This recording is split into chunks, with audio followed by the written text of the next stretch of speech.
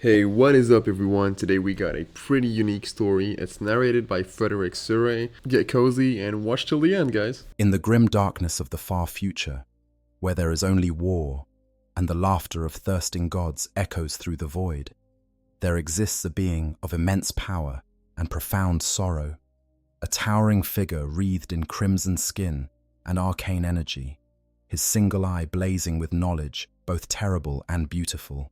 His name is Magnus the Red, and his story stands as perhaps the most heartbreaking tragedy in all of Warhammer 40,000. Imagine, if you will, a son who loved his father so deeply that every action he took was meant to honor him. Picture a warrior whose thirst for knowledge was matched only by his desire to serve humanity. Envision a Primarch who believed, with absolute conviction, that he could master forces beyond mortal comprehension and use them for the betterment of his species. Or now imagine watching that same being's good intentions pave a road straight into damnation, his every attempt to help only driving him deeper into the very darkness he sought to prevent. This is the tragedy of Magnus the Red, the Crimson King, the sorcerer Primarch of the Thousand Sons Legion. Today, he rules from atop his obsidian tower on the planet of sorcerers, a demon prince in service to Tzeentch, the chaos god of change. His form shifts and writhes with warp energy, his wings marked with eldritch runes, his consciousness fragmented across reality itself.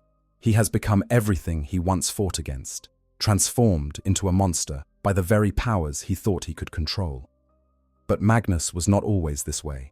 There was a time when he stood among the brightest of the Emperor's sons, a beacon of enlightenment and scholarship. There was a time when his psychic might was wielded in defense of humanity, when his wisdom guided countless worlds to peaceful compliance with the Imperium. There was a time when Magnus the Red was loyal, devoted, and determined to be the best son the Emperor of mankind could ask for. The question that haunts every telling of his tale is simple, yet profound. How did it come to this? How did the Emperor's most psychically gifted son, the Primarch who possessed knowledge beyond measure and power to reshape reality itself, fall so completely? The answer, as we shall see, is not one of simple corruption or weakness of will. Magnus's fall is a story of good intentions meeting cosmic horror, of pride blinding wisdom, of love twisted into tragedy. Unlike some of his brothers who fell to chaos through ambition, resentment, or rage, Magnus fell because he cared too much. He fell because he believed in the potential of mankind.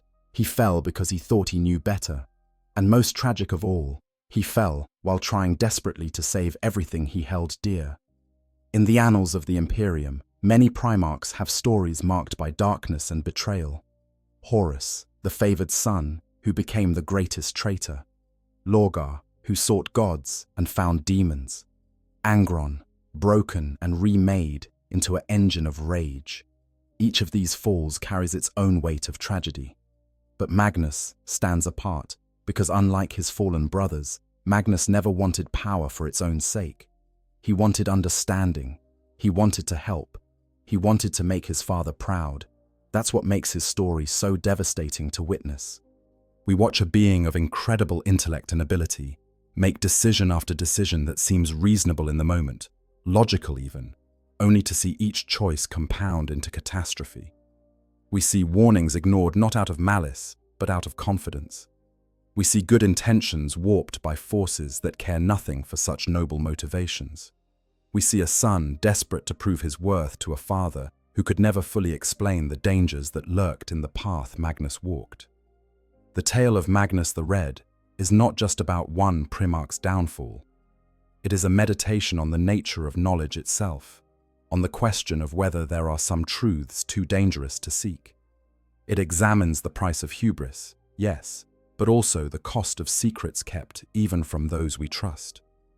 It asks whether Magnus could have been saved, and whether his fall was inevitable from the moment he was scattered from terror, or whether different choices at crucial moments might have preserved him.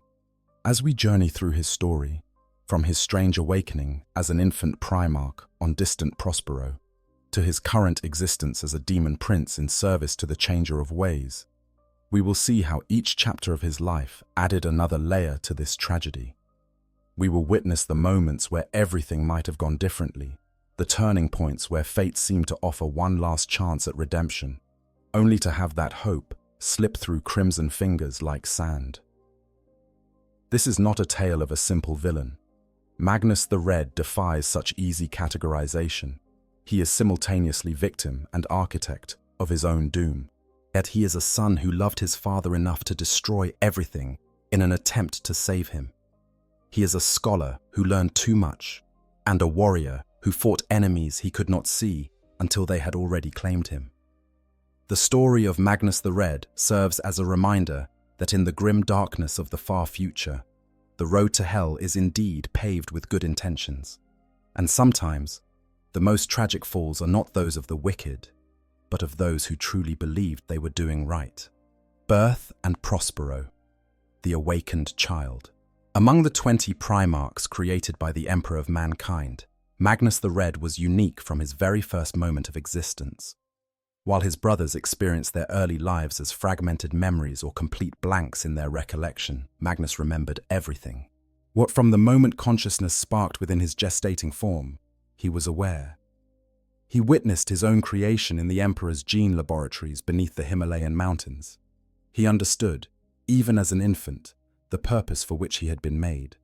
This awareness set Magnus apart from the beginning, where other Primarchs emerged into the world as powerful but unknowing children who had to learn their place in creation. Magnus came into being already comprehending his nature as a weapon designed to lead humanity to supremacy among the stars. This knowledge was both gift and curse, for it meant that Magnus never experienced the innocence of discovery that tempered the development of some of his brothers. The scattering of the Primarchs is one of the great mysteries of the Imperium's founding. The Chaos Gods, us sensing the Emperor's grand design and fearing what these genetically engineered demigods might accomplish, reached through the warp and tore the infant Primarchs from their cradles. Each was cast to a distant world, separated from their father and from each other, destined to grow up in isolation until the Great Crusade could reunite them with their true purpose. For Magnus, this scattering was a journey he experienced with full consciousness. While his brothers were whisked away through the Imperium in their protective pods, unaware of the cosmic forces that tossed them across the galaxy, Magnus perceived it all. He felt the touch of the warp as it seized him.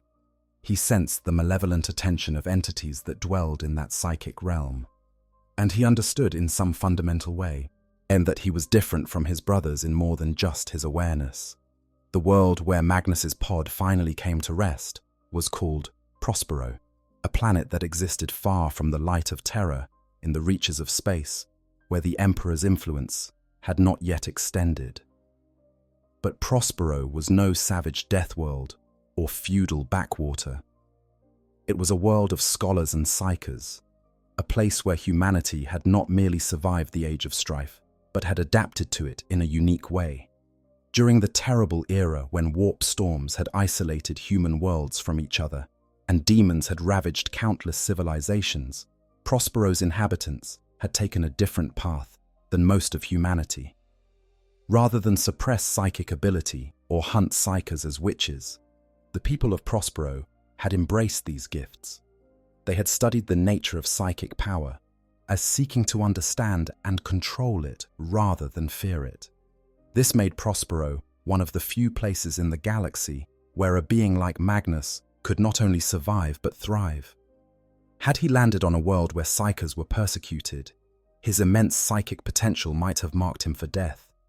Had he emerged on a primitive world, he might have been worshipped as a god or feared as a demon. But on Prospero, among people who understood that psychic power could be disciplined and directed, Magnus found something approaching a home. The child that emerged from the crashed pod was already enormous by human standards, possessed of impossible vitality and strength. But it was his psychic presence that truly set him apart. From his first moments on Prospero, Magnus blazed like a beacon in the warp. His consciousness, a brilliant star that could be sensed by every psyker on the planet.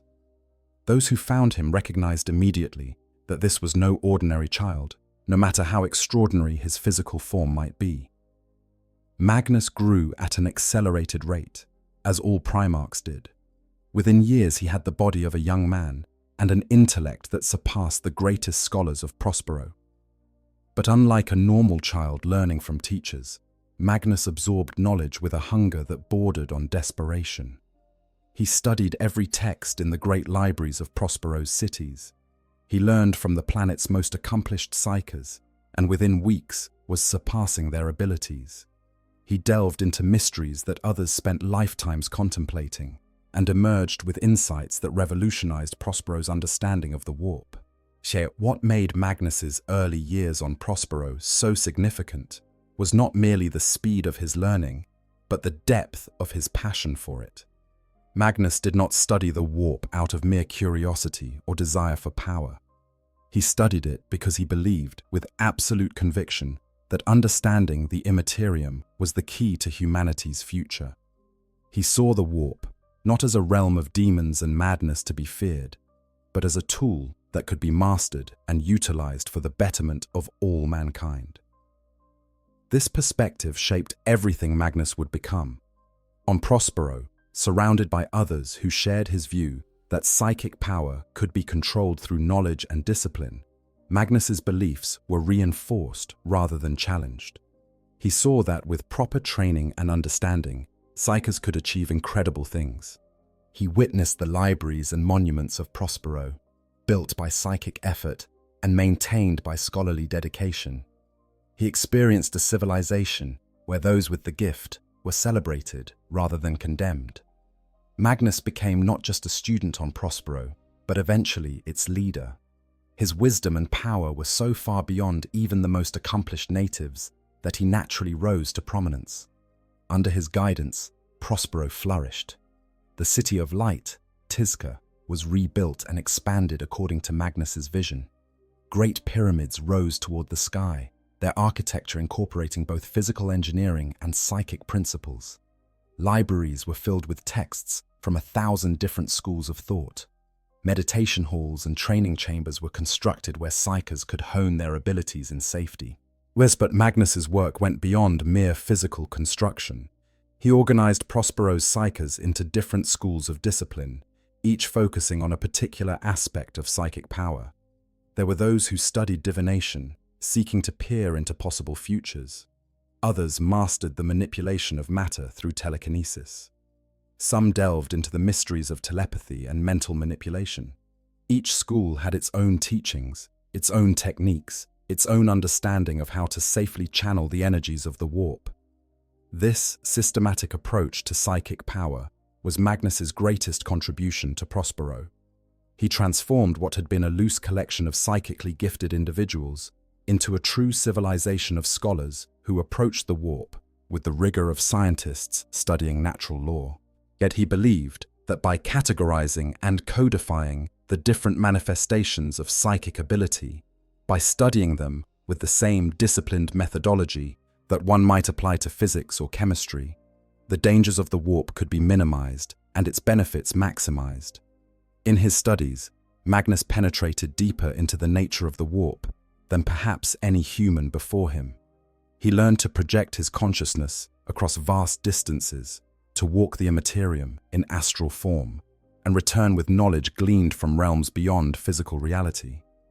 He discovered methods of warding and protection that could shield minds from predatory entities in the warp. He mastered techniques of psychic healing that could mend bodies and restore damaged minds.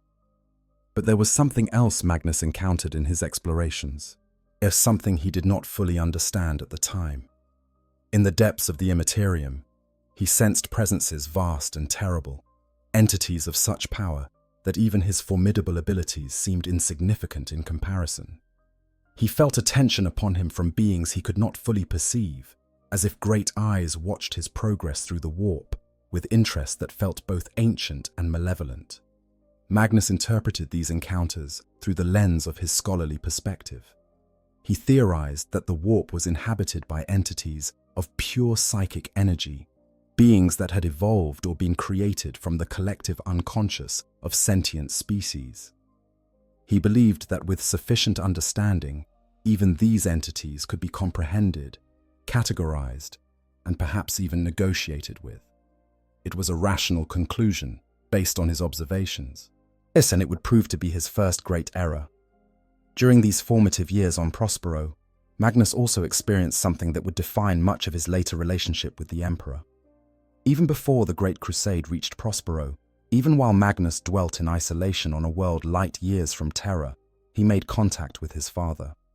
Through the warp, across the vast distances that separated them, Magnus touched minds with the Emperor of mankind.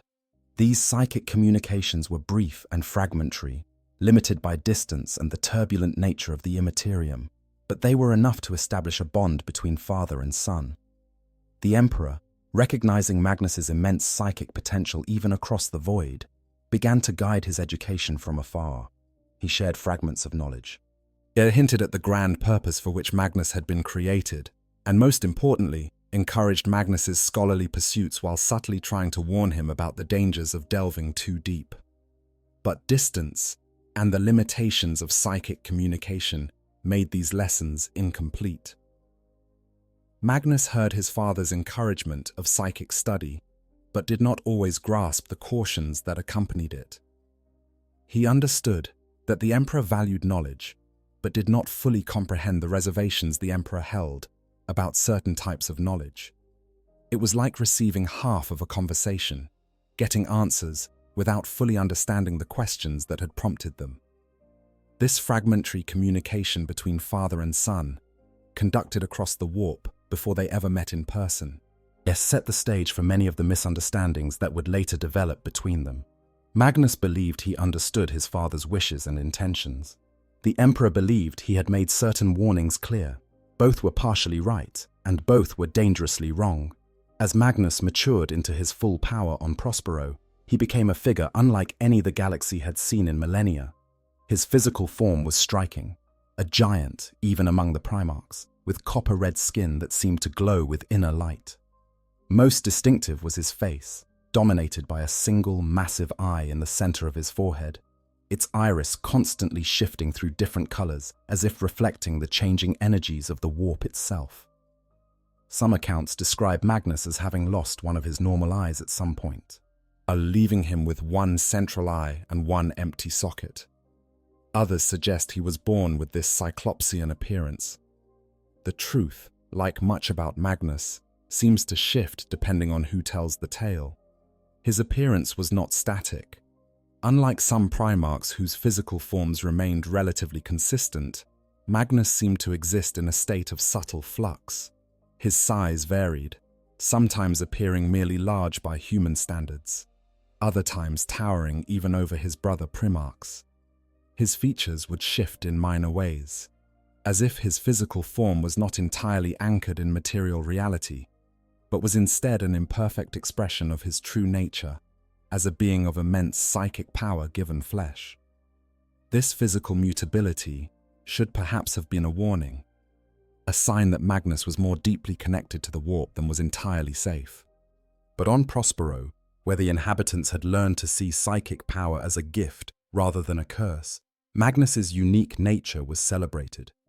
He was their Crimson King, their sorcerer lord, the living proof that humanity could master the powers of the Imperium without being destroyed by them. By the time the Great Crusade reached Prospero, Magnus had spent decades building his civilization of scholars. He had delved into mysteries that would have driven lesser minds to madness. He had touched the warp in ways that no other human had dared, and he had emerged not corrupted but enlightened, or so he believed. He had become exactly what the Emperor needed, a son who could wield psychic power with unmatched skill and who possessed the knowledge to teach others to do the same safely. Or so Magnus thought. What he did not realize, what he could not have known from his isolated position on Prospero, was that his deep immersion in warp lore had already drawn the attention of powers that had their own plans for the psychically gifted Primarch. Every time Magnus had pushed deeper into the Imperium, every time he had sought knowledge from the deepest wells of the warp, he had been observed. Entities far older and more cunning than he could imagine had been watching his progress with great interest.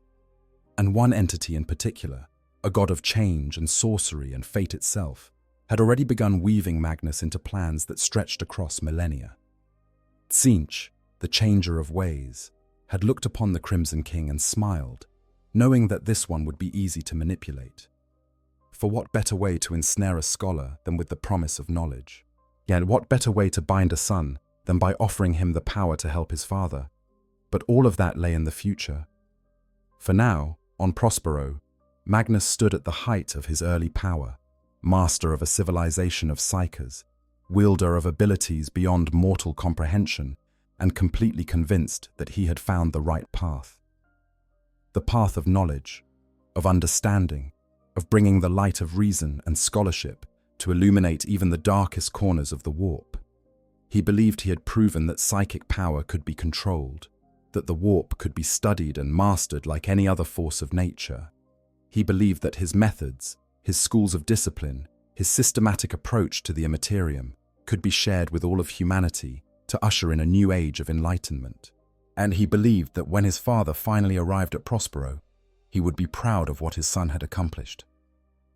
Magnus the Red stood on the cusp of his greatest triumphs and his most terrible failures, though he could not yet see the shadows that gathered around the brilliant light of his ambitions. The awakened child who had emerged from his pod decades earlier had grown into a being of immense power and profound confidence. And that confidence would be the crack through which catastrophe would eventually pour. The flesh change, a curse. Inherited. The day the Emperor's fleet arrived at Prospero was one of the happiest in Magnus's long life. After years of psychic communion across the void, after decades of preparing himself and his world for this moment, Magnus finally stood face to face with his father. The accounts speak of an immediate connection between them, as if the bond they had forged through the warp manifested instantly in the physical realm. Father and son embraced, and in that moment, it seemed that all of Magnus's hopes for the future were about to be realized. But that moment of joy was fleeting, for the Emperor had not come alone. With him came Magnus's legion, the 15th Astartes Legion, the Gene Sons who had been created from Magnus's own genetic material. These warriors, bred to be the psychic elite of the Great Crusade, numbered in the thousands. They had fought across the galaxy in their father's absence, earning honors and victories, and they were dying. The 15th Legion, soon to be known as the Thousand Sons, carried within them a terrible flaw. Their gene seed, derived from Magnus's own impossibly complex genetic structure, was unstable. The same psychic potential that made them formidable also made them vulnerable to a horrific condition that had come to be known as the flesh change. When the flesh change struck, it was sudden and catastrophic. A warrior would feel his flesh beginning to rebel beneath his skin, his body taking on a waxy, pallid appearance as cellular structure began to break down at a fundamental level. Then, in a matter of moments or sometimes hours, the transformation would accelerate. Flesh would bubble and twist. Bones would reshape themselves into impossible configurations. Organs would multiply or vanish entirely. The Astartes, that pinnacle of human enhancement, would devolve into a writhing mass of mutating tissue. All reason lost. All humanity stripped away. And the victims of the flesh change became what later generations would recognize as chaos spawn, creatures of pure mutation without thought or purpose, existing only to spread corruption and destruction before being mercifully put down by their brothers. It was a fate worse than death, a complete negation of everything the Astartes represented, and it was spreading through the Thousand Sons like a plague. Before the rediscovery of Magnus, the 15th Legion had tried everything to halt the flesh change. Their apothecaries had developed retroviral treatments, attempting to correct the genetic flaw at its source. Librarians had used psychic techniques to suppress the mutations, trying to hold their brother's flesh stable through sheer force of will. Some afflicted warriors had even resorted to meditation and mental discipline, attempting to control their transforming bodies through spiritual strength alone. Nothing had worked for long. Every cure proved temporary. Every treatment eventually failed. By the time the Great Crusade reached Prospero, the 15th Legion had more of its members in stasis than active service. Hundreds of Astartes floated in suspended animation, their mutations frozen but not cured, waiting for a solution that their brothers feared would never come. The Legion that had once numbered in the tens of thousands had been reduced to a mere few thousand still capable of fighting. For Magnus, the reunion with his gene sons was overshadowed by the horror of their condition. These were warriors who shared his genetic legacy, who had been made from his own flesh in a very real sense. Their suffering was, in a way, his responsibility. Their mutations were a reflection of the instability that lurked within his own seemingly perfect form. The flesh change was his curse as much as theirs. The joy of reunion turned to urgency. The Emperor's visit to Prospero was cut short as the extent of the crisis became clear. Plans were made to establish the 15th Legion on Prospero permanently, to use the world's resources and Magnus's expertise to find a cure. The Emperor departed with the bulk of his fleet, leaving the 1,000 sons in their father's care. It was an expression of trust, a sign that the Emperor believed Magnus capable of solving this problem. But it was also, perhaps, a test. Would Magnus seek a solution through patient research and careful methodology? Would he accept the limitations of conventional science and work within established boundaries? Or would he, as in his desperation to save his sons, turn to more dangerous sources of knowledge? In the days immediately following the Emperor's departure, the flesh change seemed to accelerate. It was as if the presence of the Emperor himself had been holding back the tide of mutation, and now that he was gone, the curse was free to spread unchecked. Within hours of the Imperial fleet leaving Prospero's orbit, cases of flesh change began appearing at an alarming rate. Warriors who had been stable for years suddenly felt their flesh beginning to twist. The stasis chambers began to fill faster than they could be prepared. Magnus watched in growing horror as the legion he had just inherited threatened to dissolve before his eyes. He worked tirelessly, calling upon every bit of knowledge he had accumulated over decades of study. Yet he examined the gene seed at levels of detail that pushed the limits of even the most advanced Prospero technology.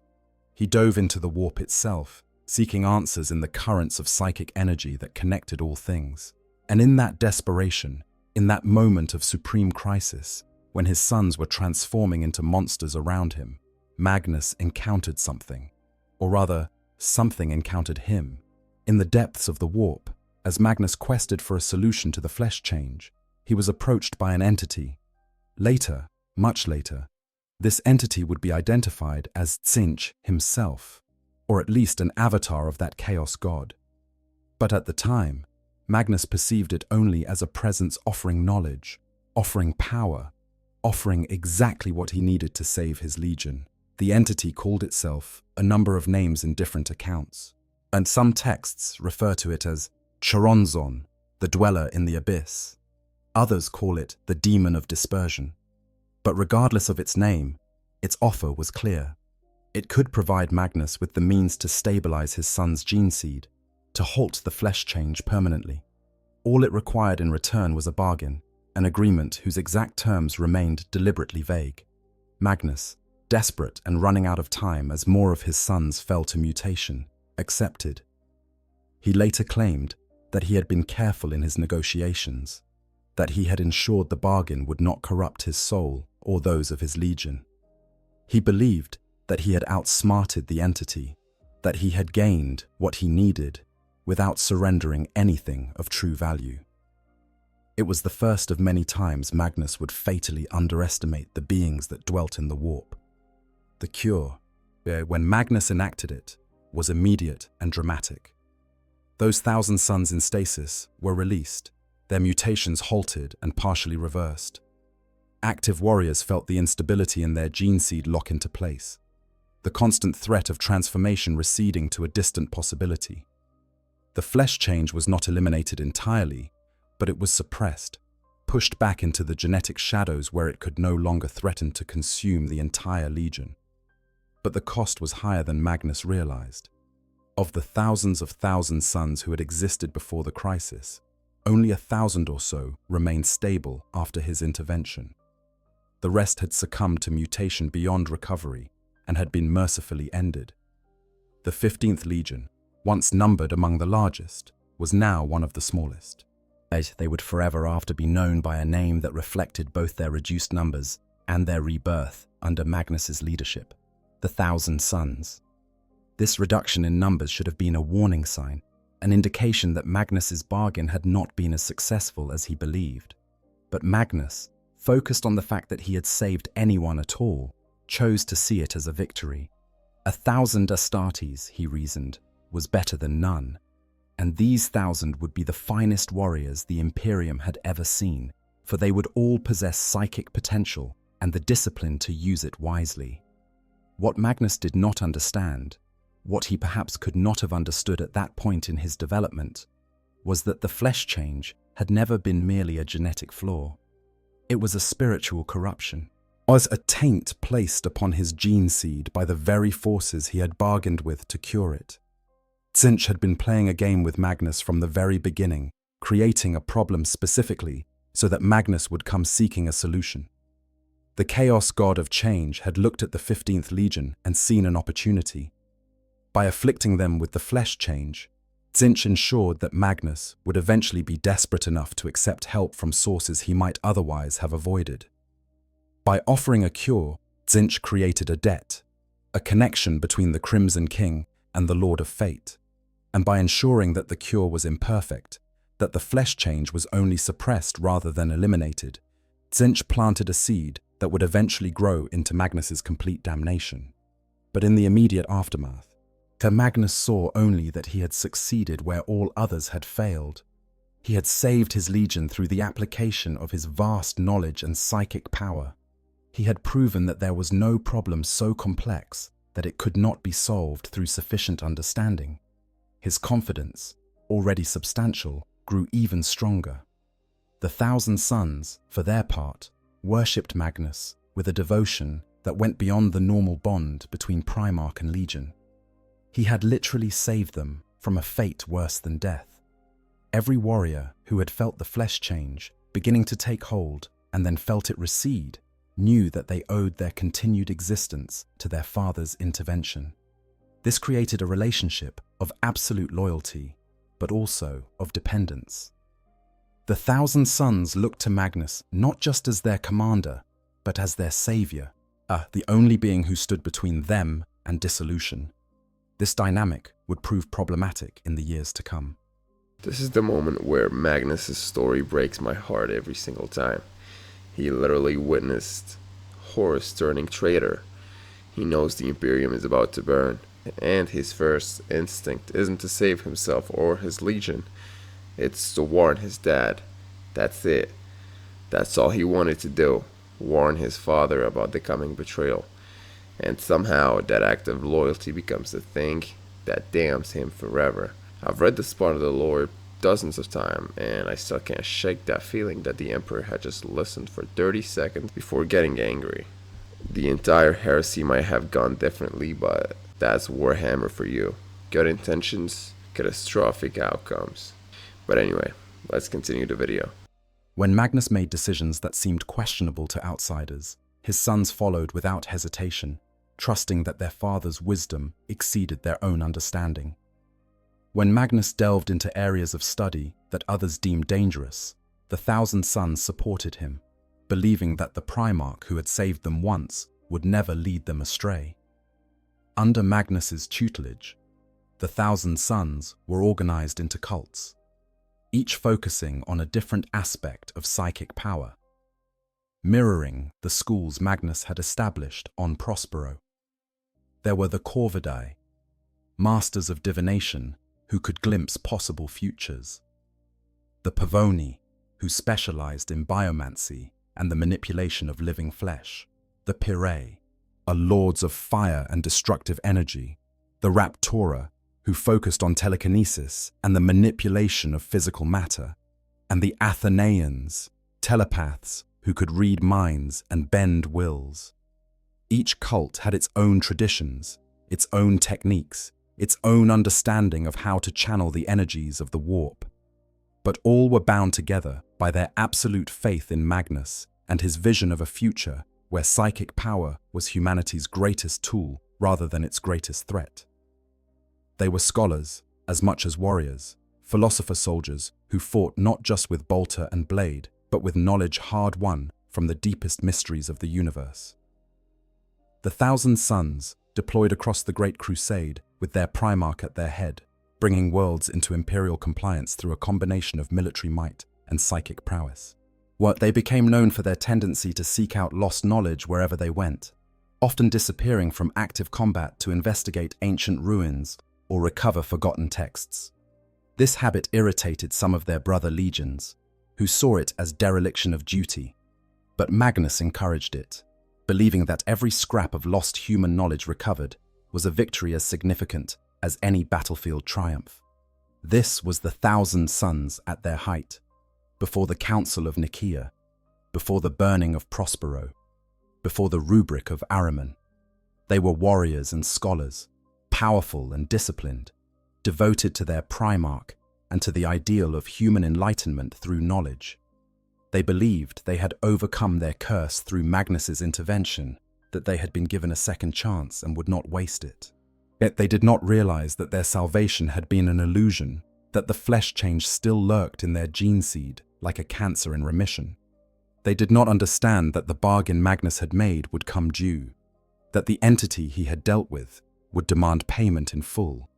They could not see that every step they took on the path Magnus had laid out for them was bringing them closer to the edge of an abyss from which there would be no return. But for now, in the glory days of the Great Crusade, the 1,000 Suns marched proudly beside their brother legions. And Magnus the Red stood among his fellow Primarchs, convinced that he had proven the value of psychic power when properly controlled and understood. He had saved his sons from destruction. He had shown that the gifts of the warp could be mastered through discipline and study. He had done everything right, he believed. Every decision had been logical, every action justified by necessity and the greater good. If there were warning signs, if there were hints that all was not as it seemed, Magnus either did not see them or chose to interpret them in the most favorable light possible. And the flesh change waited, dormant but not dead, biding its time in the genetic darkness until the moment when it would return, with a vengeance that would doom the 1,000 Suns more completely than any battlefield defeat ever could. The Council of Nicaea, Judgment Day. The gathering on the planet Nicaea in the year 001.M31 was one of the most significant events in imperial history, though its full impact would not be understood until much later. The Emperor of Mankind himself had called this council, summoning his Primarchs, his closest advisors, and representatives from across the Imperium to debate a single question. Should the use of psychic powers by the Space Marine legions be permitted, or should such powers be banned as too dangerous to wield? For Magnus the Red, the Council of Nicaea represented an opportunity. He had spent decades developing methods for safely using psychic power, training the 1,000 Suns in disciplines that allowed them to channel the warp without succumbing to its corrupting influence. He had created a systematic approach to sorcery, transforming what many saw as wild and dangerous magic into something approaching a science. Now, at Nicaea, he would have the chance to share that knowledge with the wider Imperium, to convince his brothers and the Emperor that psychic power was humanity's future rather than its curse. But what Magnus thought would be a reasoned debate among equals turned out to be something far more troubling. The Council of Nicaea was, in many ways, a trial with Magnus himself as the accused. The tensions that led to Nicaea had been building throughout the Great Crusade. As the legions pushed outward from Terra, reclaiming human worlds lost during the Age of Strife, they encountered the aftermath of psychic catastrophes again and again. Worlds where uncontrolled psychers had opened gates to the warp, allowing demons to pour through and slaughter millions. Civilizations that had been corrupted by sorcerer kings who used their powers to enslave entire populations. The evidence seemed overwhelming that psychic power, when left unchecked, led inevitably to destruction. The 1,000 Suns' use of sorcery stood in stark contrast to the horror stories that other legions brought back from their campaigns. Where others saw psychic power as inherently corrupting, Magnus saw it as a tool that merely needed proper understanding and application. This philosophical divide created friction between Magnus and several of his brothers, particularly those who had witnessed the worst that rogue psykers could inflict. Mortarion, Primarch of the Death Guard, had grown up on a world ruled by cruel necromancers who used dark sorcery to maintain their dominion. Yet his entire childhood had been shaped by the struggle against psyker overlords who saw normal humans as cattle. For Mortarion, the idea that psychic power could be controlled and used benevolently was not just wrong, but dangerous, a delusion that would inevitably lead to catastrophe. He saw Magnus's confidence in his mastery of sorcery as the worst kind of arrogance. Leman Russ, Primarch of the Space Wolves, opposed Magnus from a different perspective. Russ was not philosophically opposed to psychic power in itself. His own legion employed rune priests, who wielded what they claimed was not sorcery, but the natural power of their homeworld Fenris. But Russ had developed a deep distrust of Magnus personally. He saw the Crimson King as fundamentally untrustworthy, a sorcerer playing with forces he did not fully understand, as cloaking dangerous practices in scholarly language and sophisticated philosophy. The animosity between Russ and Magnus had been growing for years, fueled by incidents that each interpreted through the lens of their own biases. When the Thousand Sons had fought alongside the Space Wolves on the world of Shrike, members of Magnus's legion had succumbed to the flesh change in full view of their brother, Astartes. Russ had witnessed warriors of the 15th Legion transforming into monstrous spawn, despite all Magnus's claims of having mastered their genetic curse. For Russ, this was proof that Magnus's control was illusory, that the sorcery he practiced was leading his legion toward damnation. Magnus, for his part, saw Russ as a hypocrite. The Wolf King employed psykers in his own legion, but claimed they were different. That rune priests were somehow safer than Thousand Sons librarians, despite wielding similar abilities. Magnus viewed this distinction as superstitious nonsense, a refusal to acknowledge the reality of what psychic power fundamentally was, regardless of what names one applied to it, or what cultural trappings one wrapped it in. Other Primarchs fell on different sides of the debate. Jagatai Khan of the White Scars appreciated the utility of psykers, but worried about the potential for abuse. He had cautioned Magnus privately about the risks of pushing too far, of assuming that understanding a thing meant having control over it. But Khan's warnings were delivered as advice between brothers rather than as condemnation, and Magnus, confident in his own abilities, had not taken them as seriously as he perhaps should have. Both Rogel Dawn and Korax both expressed concerns about fighting alongside legions that relied heavily on sorcery.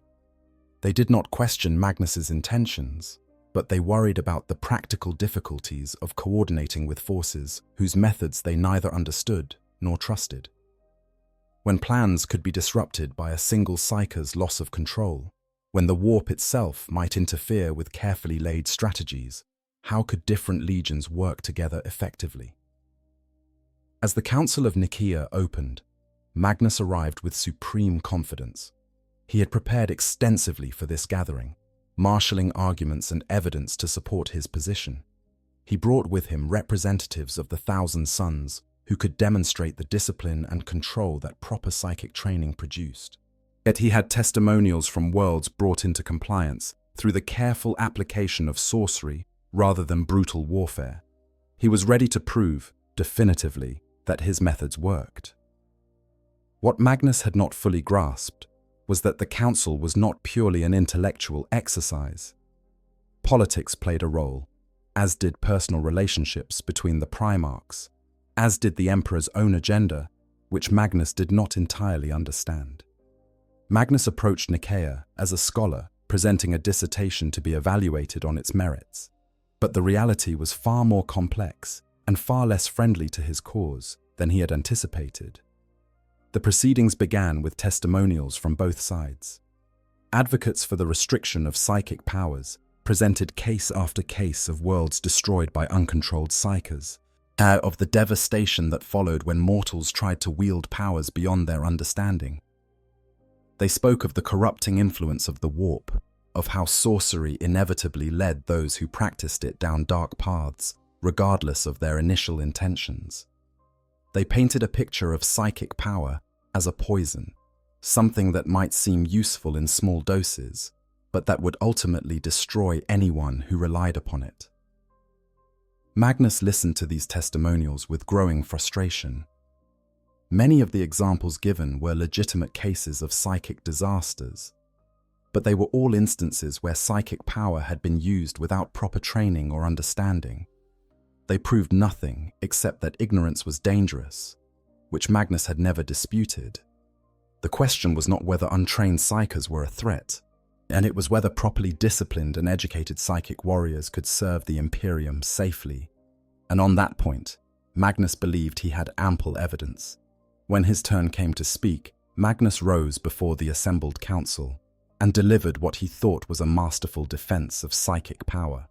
He explained the methods by which the Thousand Sons trained their psychers, the safeguards they employed, the centuries of accumulated knowledge that went into every application of sorcery.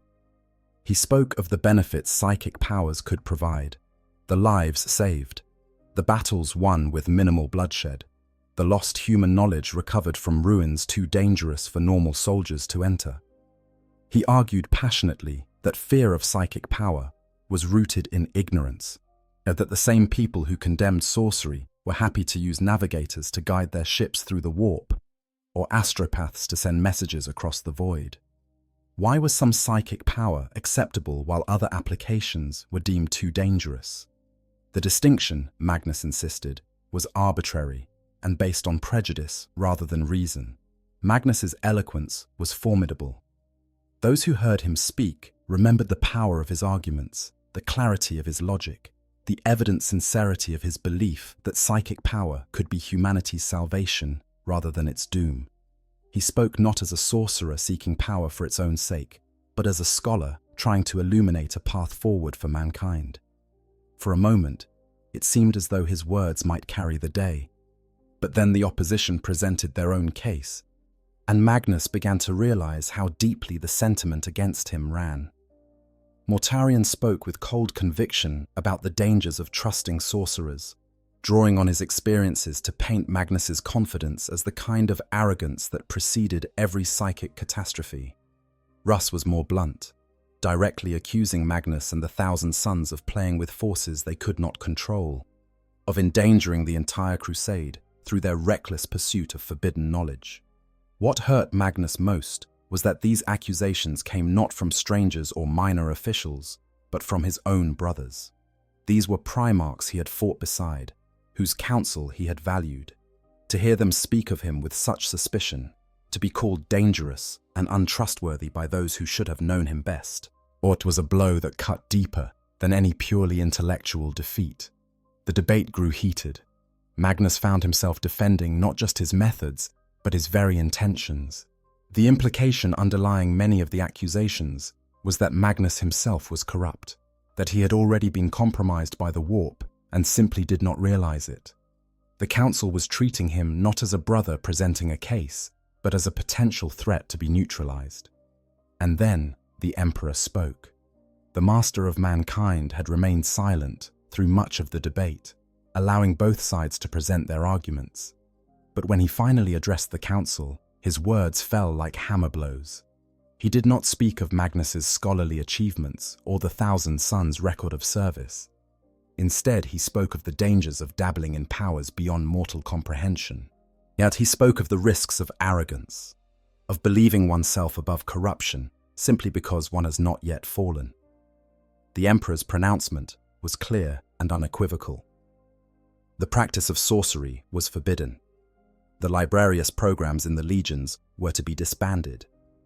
Psychers among the Astartes would be restricted in their use of abilities, permitted only those powers necessary for their specific roles, such as communication or navigation. The pursuit of psychic knowledge for its own sake was ended. The Edict of Nicaea, as it came to be known, was a comprehensive repudiation of everything Magnus had worked toward. All his years of study, all the methods he had developed, all the knowledge he had accumulated was declared forbidden. The systematic approach to sorcery that he had pioneered was outlawed as too dangerous to permit. The 1,000 Sons, who had rebuilt their entire culture around the disciplined use of psychic power, were being told to abandon what made them unique. But worse than the practical restrictions was the personal rebuke. The Emperor, in announcing his decision, had seemed to be speaking directly to Magnus. The warnings about the dangers of arrogance, the cautions against believing oneself above corruption, all of it felt aimed specifically at the Crimson King. It was not merely that Magnus's methods were being rejected. It was that he himself was being identified as part of the problem. Magnus attempted to protest, to argue that the Emperor was making a terrible mistake, that restricting psychic power would only make it more dangerous by forcing it into the shadows, rather than bringing it into the light where it could be properly studied and controlled. But the Emperor cut him off. The matter was decided. The edict stood, and any who violated it would face the Emperor's direct intervention. The threat underlying that final warning was clear. If Magnus continued to practice sorcery, if he defied this direct command from his father, he would be declared an enemy of the Imperium. The son who had devoted his life to serving the Emperor's vision, who had saved his legion through desperate effort, who had believed himself to be one of the most loyal of all the Primarchs, was being told in no uncertain terms that his loyalty was conditional on absolute obedience. The Council of Nicaea ended with Magnus in a state of shock. He had come expecting validation and had received condemnation. He had sought to prove that he was right and had been told he was dangerous. Worst of all, he had looked to his father for support and had instead found the Emperor apparently agreeing with those who called Magnus's methods too risky to permit. As Magnus left Nicaea, returning to Prospero with his 1,000 sons, he was consumed by conflicting emotions. There was anger at what he saw as an unjust verdict based on fear rather than reason. There was hurt at being repudiated by the father he had sought so desperately to please. There was frustration that all his careful arguments had been dismissed, that years of proven results counted for nothing against the prejudices of those who did not understand sorcery. But there was also defiance. Magnus believed, with absolute conviction, that the Edict of Nicaea was wrong. He believed that restricting psychic power would lead to greater disasters than permitting it. That ignorance was more dangerous than knowledge, no matter how uncomfortable that knowledge might be. And he believed that eventually, when the consequences of this decision became apparent, the Emperor would realize his mistake and reverse course. So Magnus made a fateful choice. He would obey the edict in public, making a show of compliance to avoid direct confrontation with his father. But in private, on Prospero, away from the eyes of those who did not understand, the 1,000 sons would continue their studies. Magnus would keep seeking knowledge, would keep plumbing the depths of the warp. Because he believed that when the crisis came and the Imperium desperately needed psychic defenders, he would be ready to prove that his methods were right. It was a decision made out of conviction rather than malice, out of certainty rather than rebellion. Magnus was not trying to betray the Emperor. He was trying to be ready to save him. He believed that his father, the master of mankind, was making a mistake born of political pressure and incomplete understanding, and Magnus was determined to be there, with his knowledge intact, when that mistake became apparent. But in making that choice, in deciding that his judgment was superior to his father's explicit command, Magnus had taken the first step down a road that would lead to his damnation. But the scholar who believed he was too clever to be fooled had already been outmaneuvered by forces he did not fully comprehend, and the son who thought he was protecting his father from his own mistake was actually walking directly into the trap that had been laid for him from the very beginning. The Council of Nicaea marked the point where Magnus's tragedy became inevitable, not because of what he did there, but because of how he responded to it. Every decision he would make from this point forward, every action taken in what he believed was righteousness and duty, would be warped by powers beyond his understanding into the means of his own destruction, and he had no idea, not the slightest inkling, that he had just lost the most important battle of his life without ever realizing it was being fought. Pop the warning, good intentions. In the years following the Council of Nicaea, Magnus withdrew to Prospero with his 1,000 sons, outwardly complying with the emperor's edict while privately continuing his studies. The Crimson King was convinced that time would prove him right, that the restrictions placed on psychic power would eventually be recognized as a mistake. He waited, confident that when the crisis came, his father would turn to him and acknowledge that Magnus's methods had been necessary all along. What Magnus did not know was that the crisis was already unfolding, that the very fabric of the Imperium was being torn apart from within by a betrayal of staggering scope. The War Master Horus, the Emperor's most beloved son, the commander of the Great Crusade, and the Primarch whom all others looked to as first among equals, it had turned to chaos. Horus's fall had been carefully orchestrated. On the moon of Davin, he had been wounded by a weapon tainted with the powers of the warp. As he lay dying, his trusted advisor Erebus and other secret servants of the Chaos Gods had performed a ritual that plunged Horus's spirit into the realm of chaos itself. There, he had been shown visions, twisted reflections of truth designed to inflame his pride and resentment. He had seen a future where the Emperor was worshipped as a god, while the Primarchs who had won his Imperium were forgotten. He had been shown the Imperium's glory and told that he, Horus, deserved to rule it. And the Chaos Gods, working together for once in pursuit of a common goal, had offered Horus everything he desired: power to rival the Emperor himself, victory over all enemies, the right to shape humanity's future according to his own vision rather than his father's. All he had to do was betray everything he had once stood for. Horus had accepted. By the time he recovered from his wounds and returned to his legion, he was no longer the loyal son who had been named War Master. He was the servant of chaos, the architect of a rebellion that would tear the Imperium apart and plunge humanity into 10,000 years of darkness. Magnus, isolated on Prospero and focused on his own studies, knew nothing of this at first. But Magnus had not abandoned all his psychic practices despite the edict. He still scried possible futures, still sent his consciousness ranging through the warp to observe distant events. And during one of these explorations, he saw something that filled him with horror. But the visions came to him in fragments at first, unclear and confusing.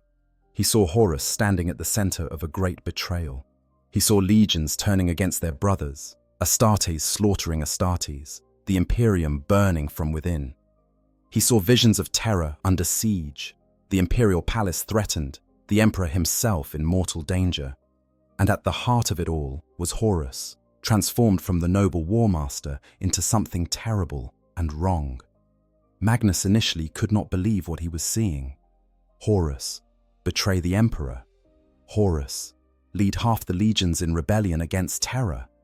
It seemed impossible, a vision so unlikely that Magnus questioned whether he was seeing truth or merely possibility, a dark potential future that might yet be averted. But the more Magnus scried, the clearer the visions became. This was not a possible future. This was happening now. Horus had already turned, the corruption had already set in, and the War Master was at this very moment laying the groundwork for a civil war that would shatter the Imperium.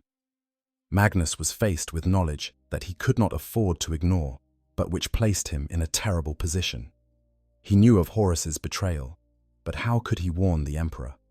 Normal astropathic communication would take too long, would have to pass through channels that might already be compromised by Horus's agents. And even if such a message reached Terra, would it be believed? Magnus, already under suspicion because of the Council of Nicaea, claiming that the beloved War Master had turned traitor, as such an accusation from him might be dismissed as the ravings of a disgraced sorcerer seeking to deflect attention from his own forbidden activities. No, Magnus decided. This news was too urgent, too critical to entrust to conventional channels. The Emperor needed to be warned immediately before Horus could strike. And Magnus needed to deliver that warning in a way that would make the Emperor understand the true scope of the threat. that would cut through any doubt or disbelief. Magnus would send a psychic message directly to the Emperor's mind, communicating the warning from his consciousness to his father's across the vast distance of space. It would require an immense expenditure of power, a working of sorcery on a scale few had ever attempted. But Magnus was the greatest psyker alive, save for the Emperor himself. If anyone could accomplish such a feat, it was him. What Magnus did not consider, what in his urgency and desperation he failed to think through, was that he had been explicitly forbidden from using such power. The Edict of Nicaea had banned exactly this kind of sorcerous working. By attempting to warn the Emperor through psychic means, Magnus would be violating the very command he had been trying to obey, would be proving all of his critics right about his unwillingness to follow orders. But Magnus, convinced that the Emperor would understand once he realized the stakes, decided that the risk was worth it. He gathered his most powerful sorcerers, the Masters of the Thousand Suns who could channel vast energies of the warp. Together, they would create a psychic beacon, bright enough to pierce the void between Prospero and Terra, up to carry Magnus's warning directly into the Emperor's mind. The ritual they prepared was complex and dangerous, drawing on knowledge that Magnus had accumulated through decades of study. They created a great mandala of psychic energy, channeling the power of multiple psykers into a single focused point. Magnus himself stood at the center, his consciousness expanding to encompass the energies being directed through him. He became, for that moment, a living conduit for power drawn from the deepest wells of the warp. As the working reached its climax, Magnus cast his awareness toward Terra. His psychic form blazed across the void, traveling faster than light, faster than thought.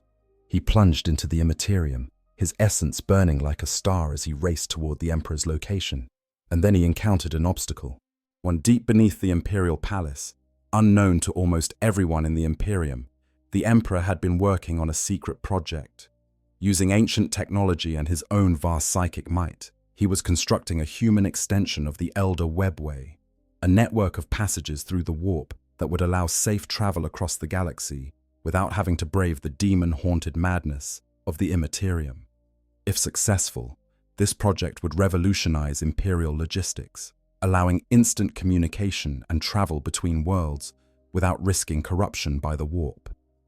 The Emperor had placed powerful psychic wards around his work, barriers designed to keep out any interference from the entities that dwelled in the warp. These wards were some of the most sophisticated ever created, as woven by the master of mankind himself to protect what was perhaps the most important project in the Imperium's history. Magnus's psychic form slammed into these barriers. His warning, urgent and desperate, could not penetrate the Emperor's defenses. The very protections that the Emperor had placed around his Webway project were keeping out the message that might have warned him of Horus's betrayal. For any other psyker, that would have been the end of it. The Emperor's wards were impenetrable, designed to resist even the mightiest demonic assaults. But Magnus was not just any psyker. He was the Crimson King, master of sorcery, wielder of knowledge that few others even knew existed. And in that moment, as his warning was blocked, Magnus encountered something else in the warp. A presence, vast and terrible, that whispered to him with a voice like silk over steel. It offered him power, just enough power to break through the Emperor's wards. It showed him how to amplify his psychic message, how to breach barriers that should have been unbreachable.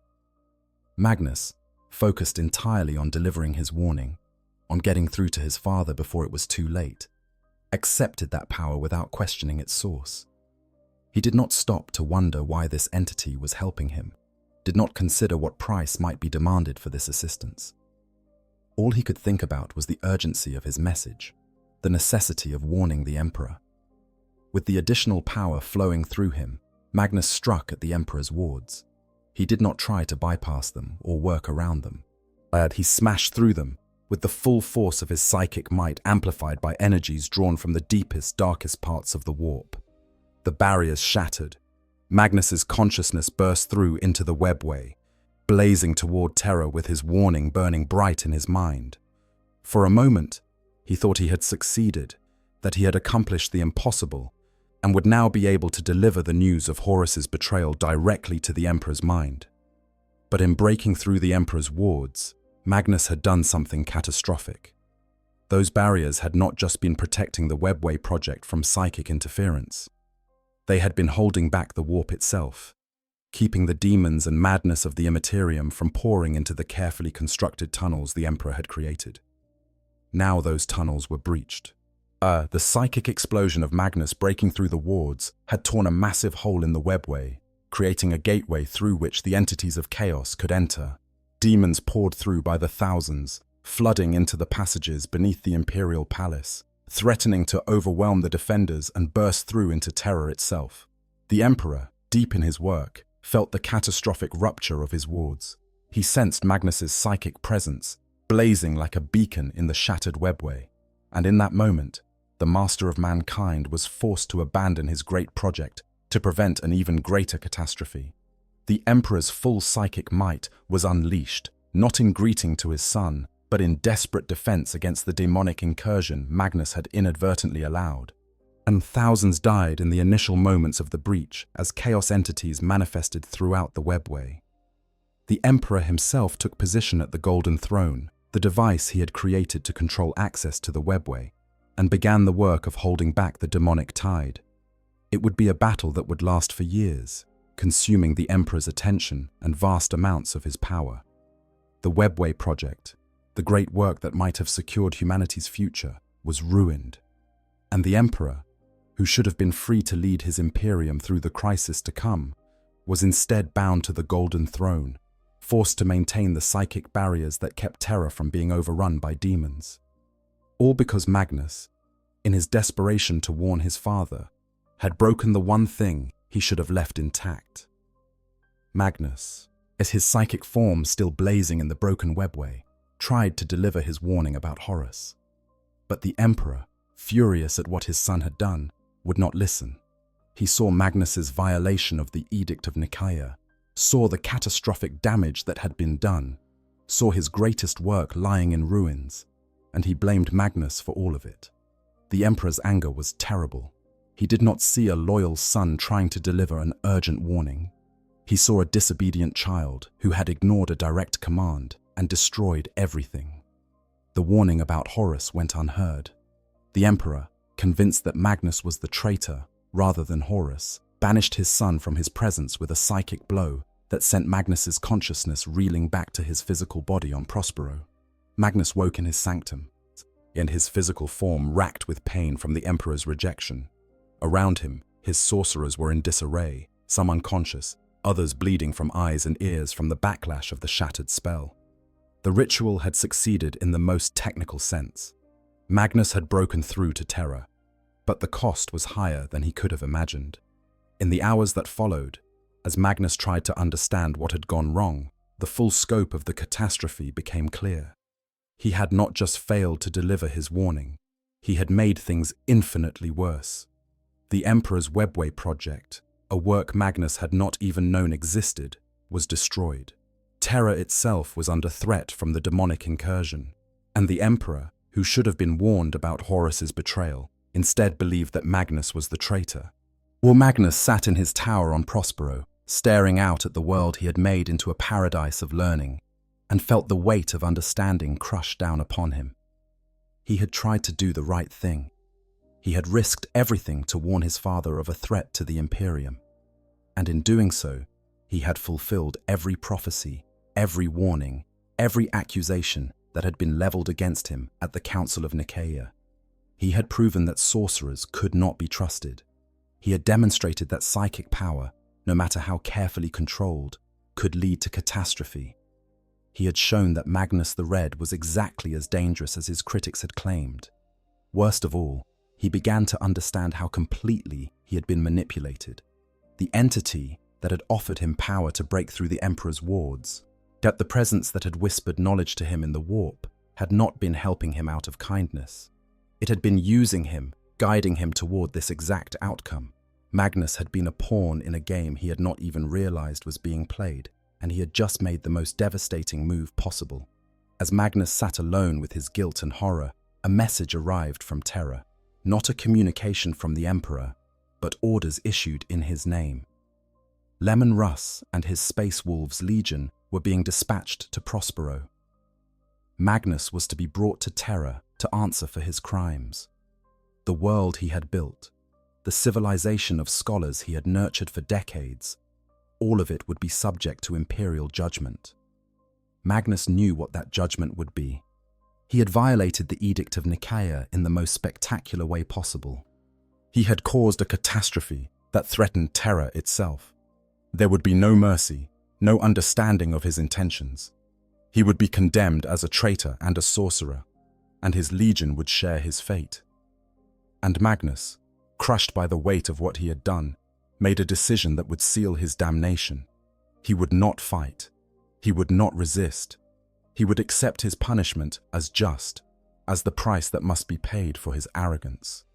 If the Emperor wanted him brought to Terra in chains, if the Imperium wanted the Thousand Suns destroyed, then Magnus would allow it to happen. It was his penance, his atonement for the destruction he had caused.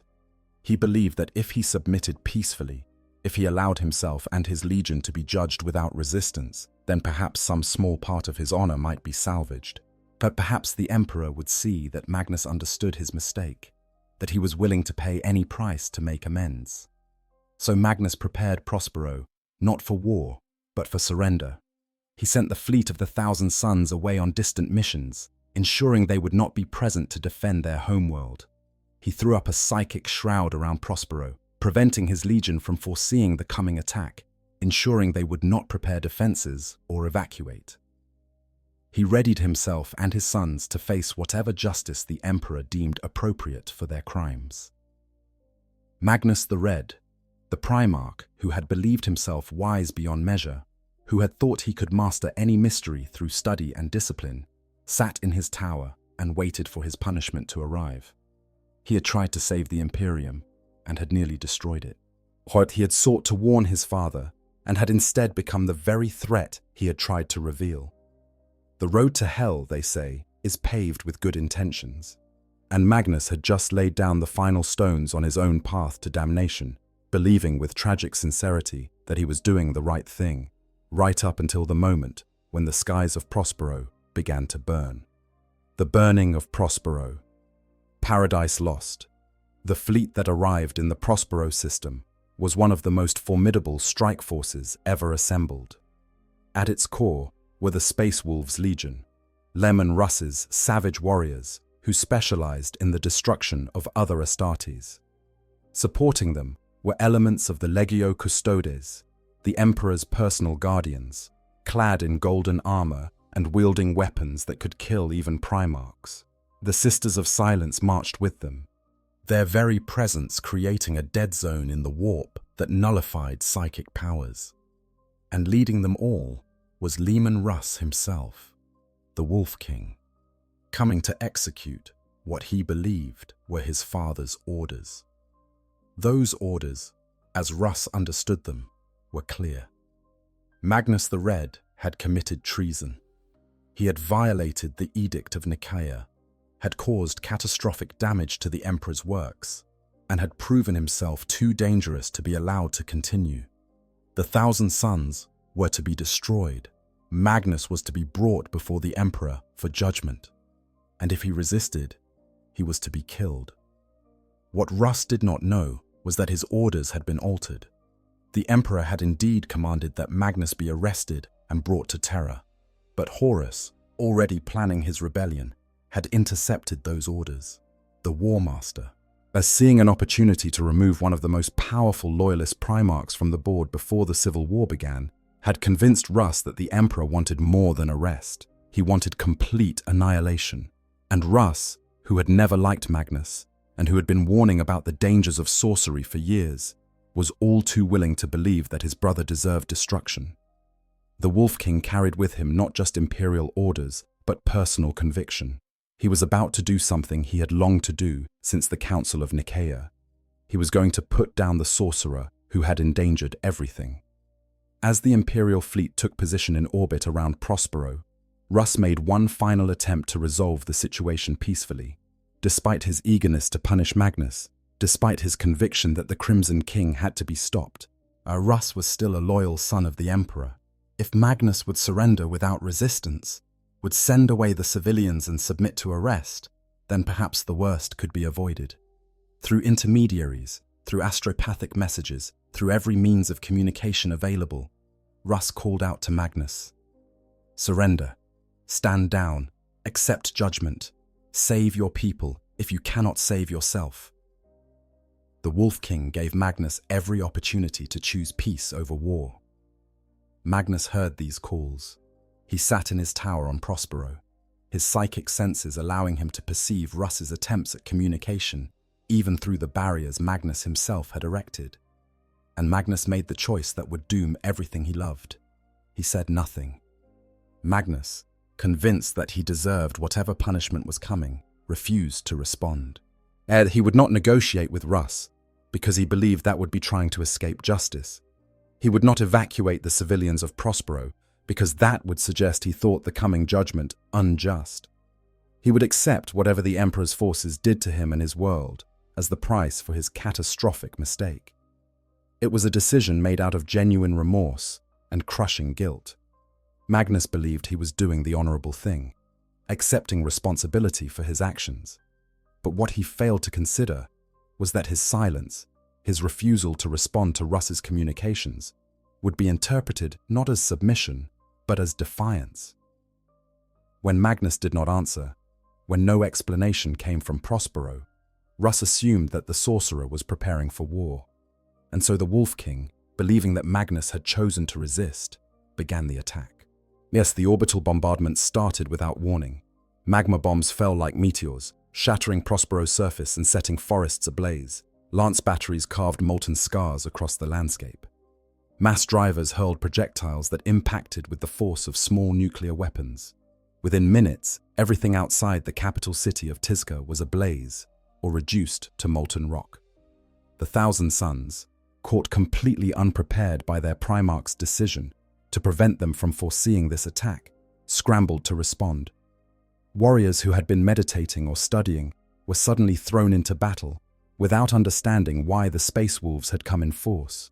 Confusion reigned as the Legion tried to organize a defense against an attack they had not anticipated.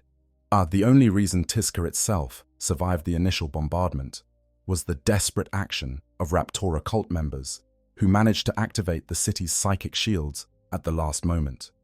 These barriers, designed to protect against psychic assault, proved capable of deflecting even orbital strikes. The sky above Tizca blazed with absorbed energy as the shields held, but it was a temporary reprieve at best. Magnus, watching the bombardment from his tower, felt each impact like a blow to his own body. This was his world being destroyed. These were his people dying.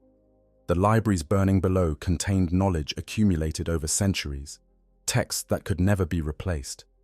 And it was all happening because of him, because of his hubris, because he had believed himself wise enough to break his father's commands. The orbital bombardment ceased as Russ decided it was ineffective against Tizca's shields. But that only meant the next phase would begin. The landing of ground forces, the battle of Astartes against Astartes.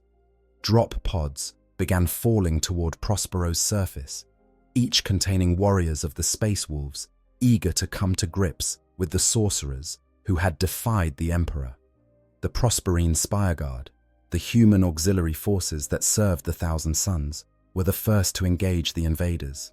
These soldiers, many of whom had psychic gifts of their own, formed defensive lines at the edges of Tizca.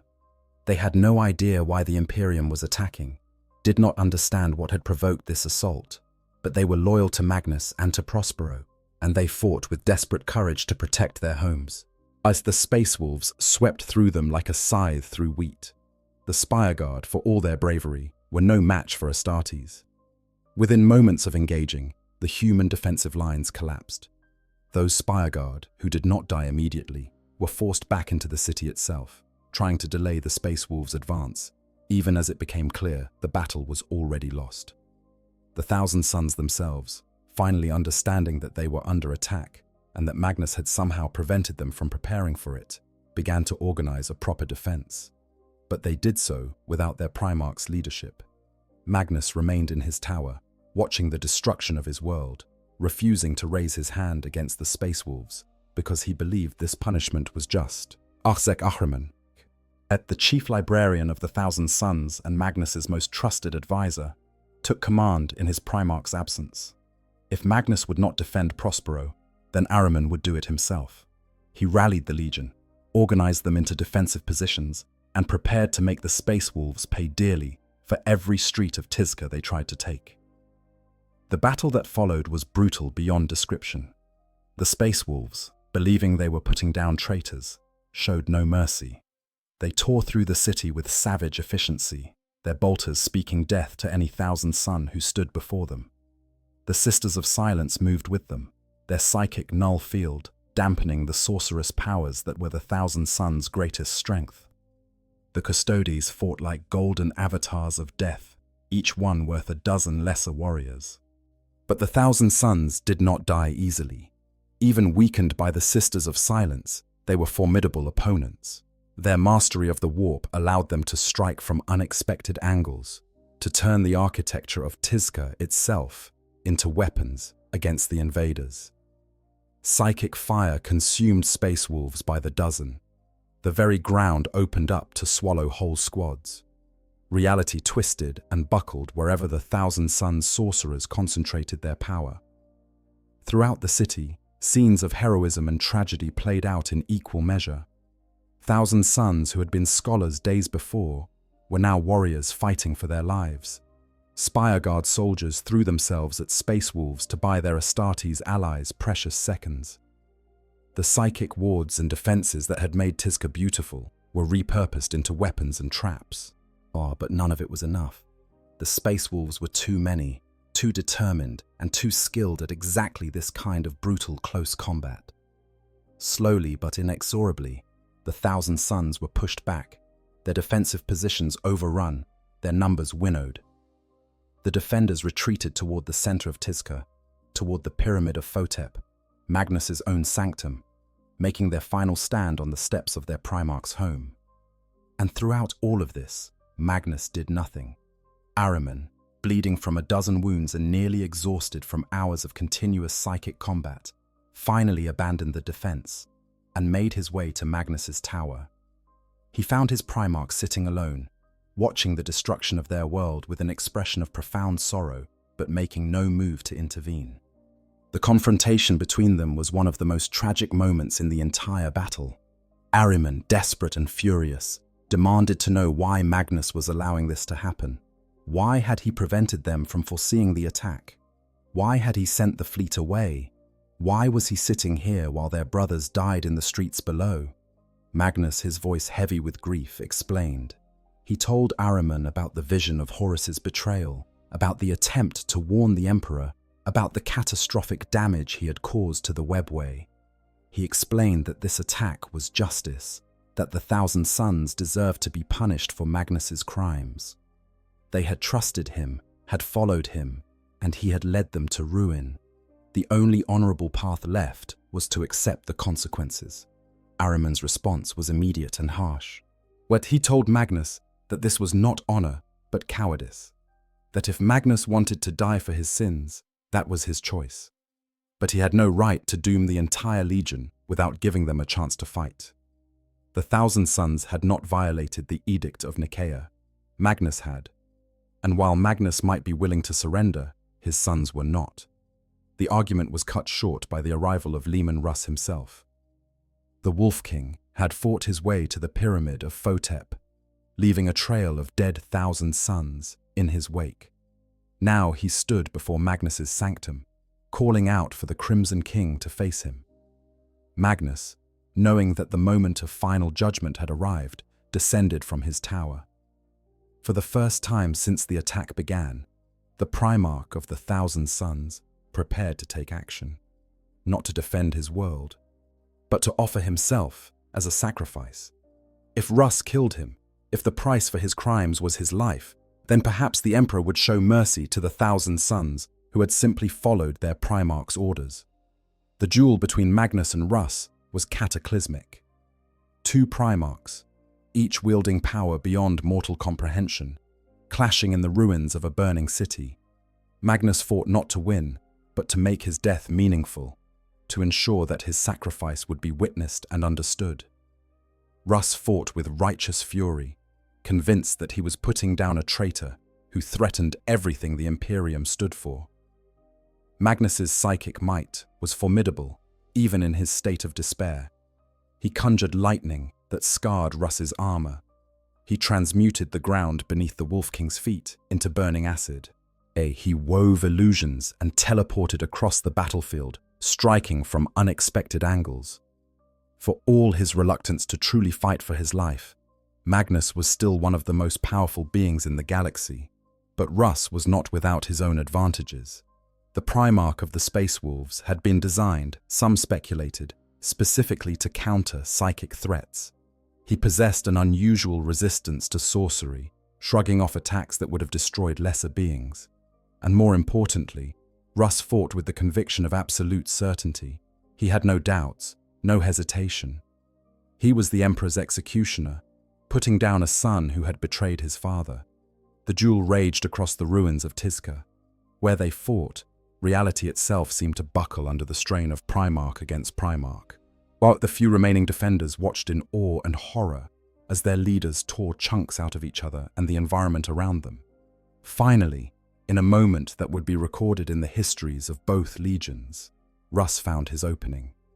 Magnus, his attention divided between the fight and his overwhelming guilt, left himself vulnerable for just an instant. Russ's blade struck home, driving into Magnus's single eye, the source of so much of his psychic might. The Crimson King fell back, blinded and in agony. Russ pressed his advantage, his attacks coming faster, each one doing more damage to Magnus's already wounded form. The psychic shields that had protected Magnus throughout the battle were failing. His physical body, pushed beyond its limits, was beginning to break apart. And then came the final blow. Russ, seizing Magnus in a grip of iron, lifted his brother high and brought him down across his knee with terrible force. The sound of Magnus's spine shattering echoed across the battlefield like a thunderclap. Every thousand sun, connected to their Primarch through psychic bonds, felt the impact as if it had struck them personally. Magnus lay broken at Russ's feet, his body shattered, his power failing. The Wolf King raised his sword for the killing blow, preparing to end the Crimson King and complete his mission. For a moment, it seemed that Magnus's story would end here, in the ruins of the world he had tried so hard to protect. But Magnus had one final sorcery prepared, a spell woven with Ahriman's help over the preceding weeks. In the crystals embedded in every Thousand Suns armor, in the psychic wards hidden throughout Tizca, Magnus had placed fragments of a transportation ritual. Now, with his dying breath, he activated it. Reality twisted. Space folded in on itself. And in an instant, Magnus, the surviving Thousand Suns, and what remained of Tizca vanished from Prospero. They were transported through the warp to a new home prepared by the chaos god Tzinch, a demon world deep within the Eye of Terror that would come to be known as the Planet of Sorcerers. Russ's blade struck the ground where Magnus had lain, but found only empty air. The Space Wolves, victorious in their mission to destroy the Thousand Suns on Prospero, had seen their enemies escape at the last moment. The Wolf King howled in frustration, but there was nothing to be done. The Thousand Suns were gone. The burning of Prospero was complete. And the world that Magnus had transformed into a paradise of learning lay in ruins. The great libraries were ash. The pyramids and monuments were shattered. The Spire Guard and civilian population had been massacred. Everything Magnus had built over decades of effort had been destroyed in a single day. And the Thousand Suns, teleported to safety but devastated by losses and betrayal, found themselves in a realm of chaos with nowhere else to go. They had been loyal servants of the Emperor, defenders of the Imperium. Now they were traitors, condemned and hunted, their homeworld destroyed, their Primarch broken. The words Magnus spoke to Russ as he teleported away would haunt the Wolf King for the rest of his existence. "You are a sword in the wrong hands, my brother. You have severed an innocent neck, and it will plague you forever." Because the truth, the terrible truth that Russ would eventually learn, was that Magnus had been trying to save the Emperor. The Crimson King had committed a catastrophic error in how he attempted to deliver his warning, yes. But he had been loyal to the end, trying desperately to prevent Horus's betrayal from succeeding. And Russ, manipulated by that same traitor, had destroyed one of the Emperor's most powerful defenders on the eve of the heresy.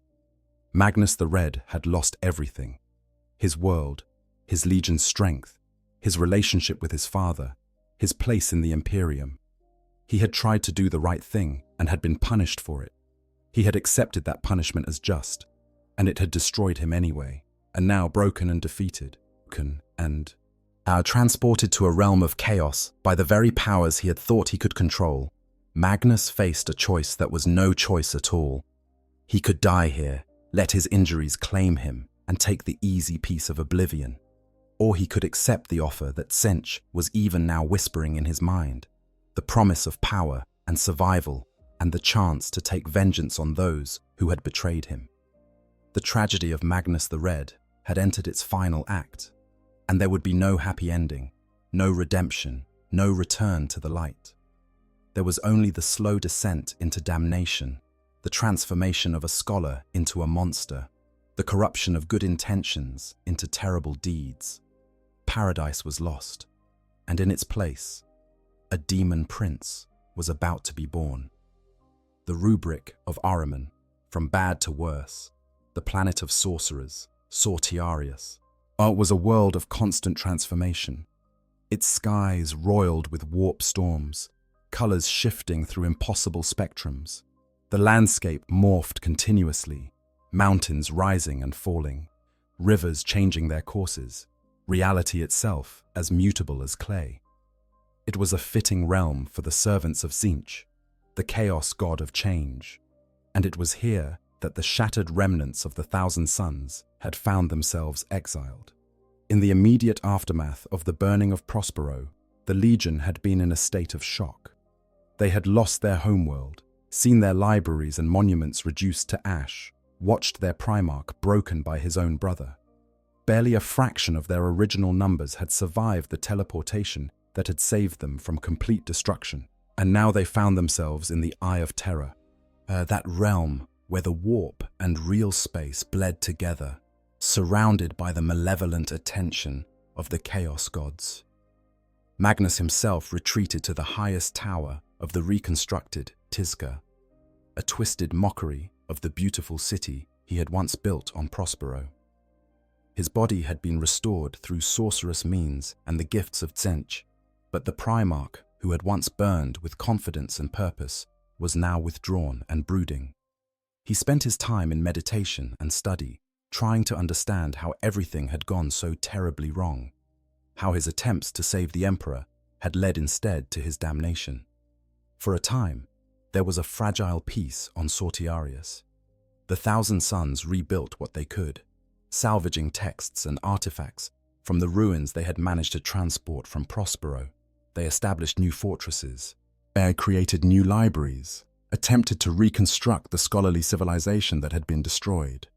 And slowly, painfully, they began to come to terms with their new existence as exiles from the Imperium they had served. But the peace was not to last. Because the flesh change, that genetic curse that Magnus had thought he had suppressed decades ago, was returning. It started with isolated cases. A single warrior would feel his flesh beginning to rebel, the familiar waxy pallor spreading across his skin. The Legion's apothecaries would rush to treat him, using techniques that had worked on Prospero, but the treatments proved ineffective. One by one, Thousand Suns began succumbing to mutation, their bodies twisting into the grotesque forms that had plagued the Legion before Magnus's intervention. With the flesh, change spread like a plague through the Legion. Warriors who had survived the burning of Prospero, who had endured the trauma of exile and the pain of transformation into servants of chaos, now faced an enemy they could not fight with bolter or sorcery. Their own flesh was betraying them, degenerating into mindless mutation despite everything they had endured. For Magnus, watching his sons succumb to the flesh change again was a torment worse than any physical pain Russ had inflicted. He had saved them once, had made a bargain with entities of the warp to halt their degeneration. That bargain had cost him dearly, had set in motion the chain of events that led to his current damnation. And now it seemed that even that sacrifice had been for nothing, because the curse was returning stronger than ever. While Magnus threw himself into finding a cure, repeating the same desperate research he had conducted on Prospero, but now he understood more about the true nature of the flesh change. It was not merely a genetic flaw, it was a spiritual corruption, a mark placed on his legion by Tzeentch himself. The Chaos God had been playing with the Thousand Suns from the very beginning, afflicting them with the curse, offering Magnus the means to suppress it, and now allowing it to return in their moment of weakness. Tzeentch, as Magnus now realized with growing horror, had been manipulating him for decades. Every bargain Magnus had made thinking himself clever, every deal he had struck believing he was outsmarting the entities of the warp, had been steps in a plan laid out long before Magnus had even landed on Prospero. But the Changer of Ways had been guiding him toward this exact outcome, transforming the loyal son into a demon prince, corrupting the scholar into a sorcerer bound to chaos. The irony was crushing. Magnus, who had devoted his life to the pursuit of knowledge, who had believed that understanding was the key to mastering any force, had been outwitted and outmaneuvered by an entity whose schemes operated on timescales and levels of complexity that made even Primarch intelligence seem primitive. He had thought he was studying the warp. All along, the warp had been studying him, but knowledge of how he had been manipulated did not provide Magnus with the means to save his sons. The flesh change continued to spread, and the Legion watched in mounting despair as more and more of their brothers succumbed. Some warriors, feeling the onset of mutation, voluntarily entered stasis rather than risk transformation. Others tried to fight the curse through meditation and psychic discipline, with limited success. A few, unable to bear the thought of degenerating into spawn, chose to end their own lives before the mutation could claim them. It was in this context of desperation and despair that Azek Ahriman, chief librarian of the Thousand Suns, conceived of a radical solution. Ahriman had watched his twin brother Ormuzd succumb to the flesh change years before. He had devoted his life to finding a cure, had supported Magnus's efforts with absolute loyalty. Now, as the curse returned to claim his remaining brothers, Ahriman decided that conventional approaches were insufficient, or what was needed was not a cure, but a transformation so profound that the flesh change would have nothing left to corrupt. Ahriman proposed the creation of a spell of unprecedented magnitude, a working of sorcery that would reshape the very nature of the Thousand Suns at a fundamental level. This spell, which would come to be known as the Rubric of Ahriman, would purify the Legion of all mutation and instability. It would render them immune to the flesh change by removing the biological substrate that the curse required to manifest. The details of the rubric were complex, drawing on knowledge from dozens of different schools of sorcery. But the essential concept was this: the spell would separate the psychic essence of each Thousand Sun from their physical form, preserve that essence against corruption, and bind it permanently to their armor. Those with strong psychic potential would survive the process intact, their powers enhanced, and their bodies immune to mutation. Those without such potential would be transformed into something else, their souls trapped in their armor, their bodies reduced to dust.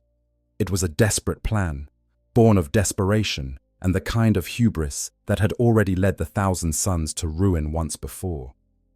But Ahriman was convinced it would work, and he had support from other powerful sorcerers within the Legion, warriors who were willing to try anything if it meant saving their brothers from the horror of the flesh change. What Ahriman did not have was Magnus's approval. The Primarch, increasingly withdrawn and fatalistic, had sunk into a state of depression that bordered on catatonia. He sat in his tower, surrounded by texts and artifacts, contemplating the ruins of all his ambitions. When Ahriman came to him with the proposal for the rubric, Magnus barely seemed to register it. The Crimson King, who had once micromanaged every aspect of his legion's development, now seemed uninterested in their fate. Ahriman, interpreting Magnus's silence as permission, gathered a cabal of the Legion's most powerful sorcerers. Together, they began the preparations for the rubric, crafting the spells and rituals that would transform the Thousand Suns. They worked in secret, knowing that many in the Legion would oppose what they were attempting if they understood the full scope of the transformation. But Ahriman believed he was saving his brothers. After all they had endured, after all they had lost, this would be their salvation. But the day chosen for the casting of the rubric was marked by terrible portents. The skies above Sortiarius churned with energies drawn from the deepest parts of the warp. The cabal assembled in a great circle, with Ahriman at the center, channeling the psychic might of all the sorcerers who had agreed to participate in this working. Around them, throughout the planet of sorcerers, the rest of the Thousand Suns went about their duties, unaware that their entire existence was about to be transformed. Ahriman began the incantation. The words of power he spoke were drawn from texts that predated humanity, from knowledge that perhaps should have remained forever lost. As he spoke, the energies gathered by the cabal were shaped and directed, woven into patterns of impossible complexity. The spell built slowly, a layer upon layer of sorcerous working, each component clicking into place like pieces of a vast cosmic mechanism. And then the rubric was unleashed. Lightning, blue and yellow and colors that had no names in any human language, arced down from the roiling sky. Each bolt struck a member of the Thousand Suns, every warrior of the Legion simultaneously touched by the spell Ahriman had crafted. The psychic scream that followed was heard across the entire Imperium. Astropaths thousands of light years away clutched their heads in agony as they sensed the massive disruption in the warp. Some died on the spot, their minds shattered by the echo of what the Thousand Suns were experiencing. On Sortiarius, reality itself seemed to buckle under the strain of the rubric. The transformation was not gentle, where each Thousand Sun felt the spell tearing through them, rewriting their existence at the most fundamental level. Those with strong psychic potential felt their powers surge to new heights, even as their bodies became harder, more resilient, infused with warp energies that made them something more and less than human. But for those without strong psychic abilities, the transformation was of a different and more terrible nature. Their physical bodies collapsed into ash and dust, their flesh and blood and bone unmade in an instant. But their souls, their essential selves, were not granted the mercy of death. Instead, they were trapped, bound by the rubric into the armor they had worn. The ceramite and metal that had protected them in life became their eternal prison. These rubric marines, as they would come to be known, retained only fragments of their former selves. They could not speak, could not think independently, could not feel or experience anything beyond the most basic level. They stood like animated statues, waiting for commands from the sorcerers who still retained their full consciousness. They would fight when directed, would march tirelessly, would never falter or flee. But they were hollow, empty shells, the souls within them locked in a state that was neither life nor death, nor undeath. When the energies of the rubric finally dissipated and Ahriman could see what he had wrought, the full scope of the catastrophe became apparent. The majority of the Thousand Suns had been transformed into rubric marines, mindless automatons with dust where their bodies should be. Only the sorcerers, those with the strongest psychic gifts, had survived the process intact.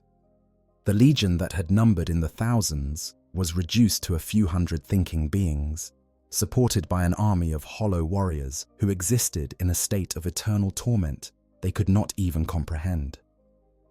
Ahriman stood in the center of his circle, looking out at the forest of silent, motionless rubric marines, and felt the weight of what he had done. He had wanted to save his brothers from the flesh change. Instead, he had transformed most of them into something arguably worse than spawn. They no longer mutated, true, but they no longer lived in any meaningful sense either. And then Magnus arrived. the Primarch descended from his tower with a fury that shook the very foundations of Sortiarius. The psychic rage emanating from him was palpable, and a storm of anger and grief that made the air itself seem to scream. Magnus had felt every transformation, had experienced through his connection to his sons the moment when each one was unmade and reforged. He had felt their pain, their confusion, their terror, and now he had come for the sorcerer responsible.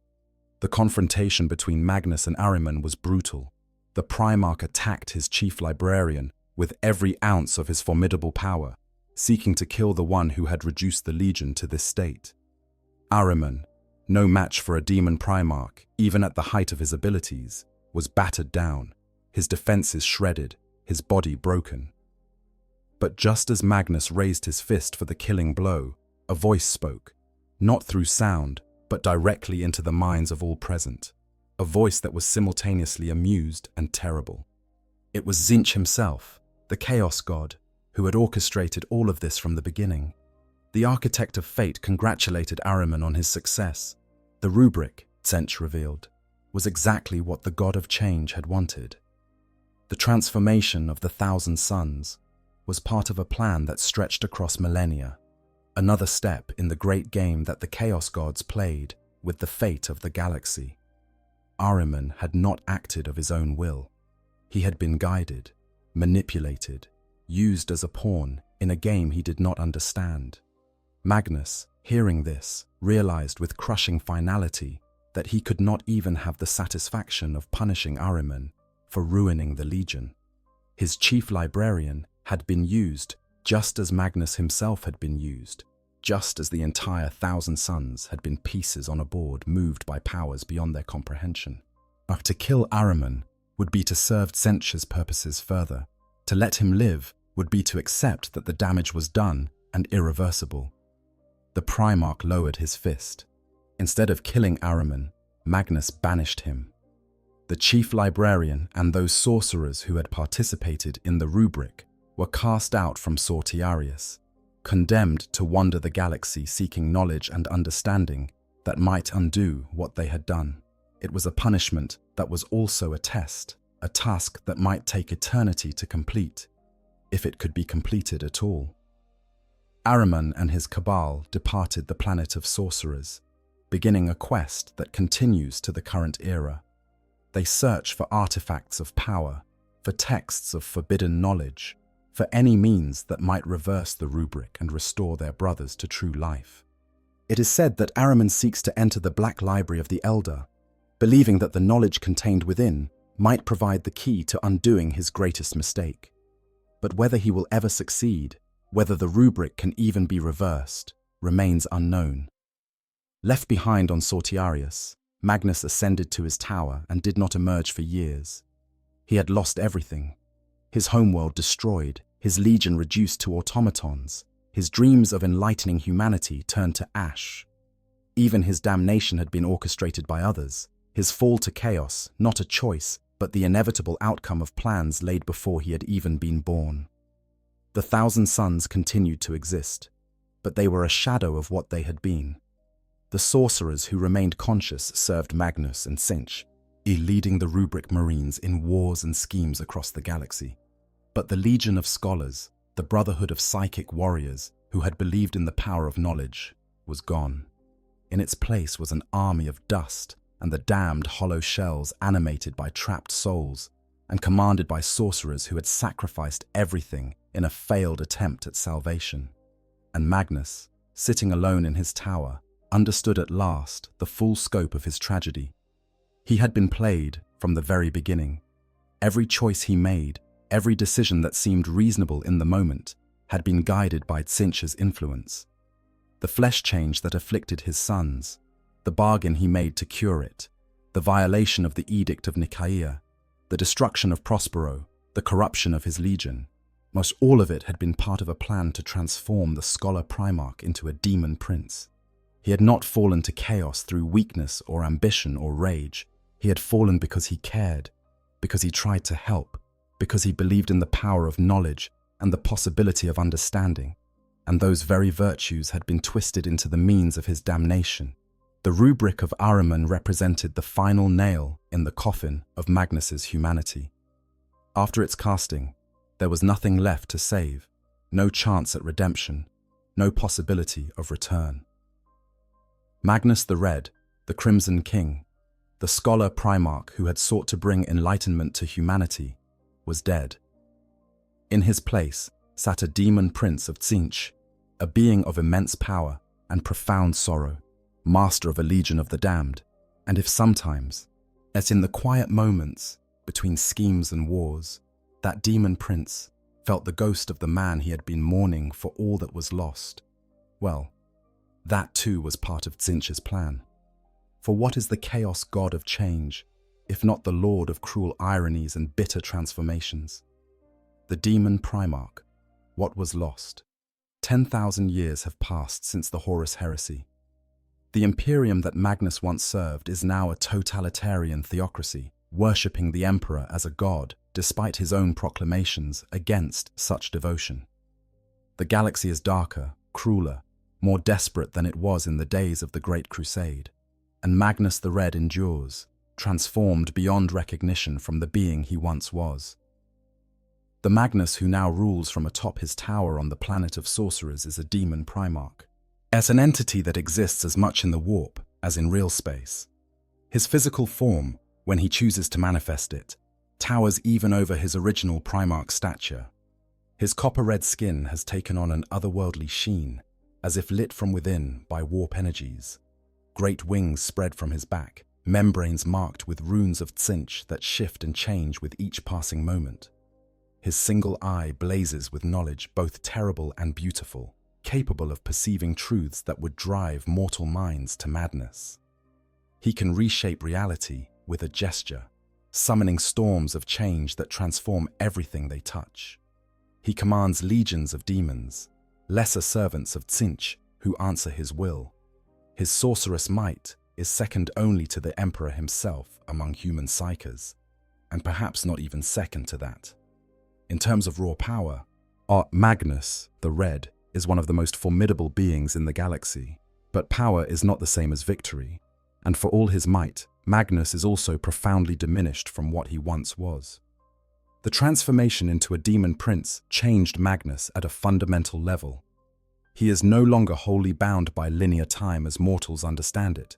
His consciousness can fragment, pieces of his awareness existing in different times and places simultaneously. His soul, shattered during the burning of Prospero, has been partially reassembled, but not all the pieces have been recovered. The Magnus who exists now is incomplete, a being of vast capability, but fractured nature. More importantly, Magnus is bound. He swore himself to Tzeentch in a moment of desperation, trading his freedom for survival. In now, he is the changer of ways' greatest mortal champion, a servant of chaos, whether he wishes to be or not. His will is no longer entirely his own. The schemes he pursues, the wars he wages, serve purposes he may not fully understand. For a being who valued knowledge and autonomy above all else, this servitude is a torture more complete than any physical torment.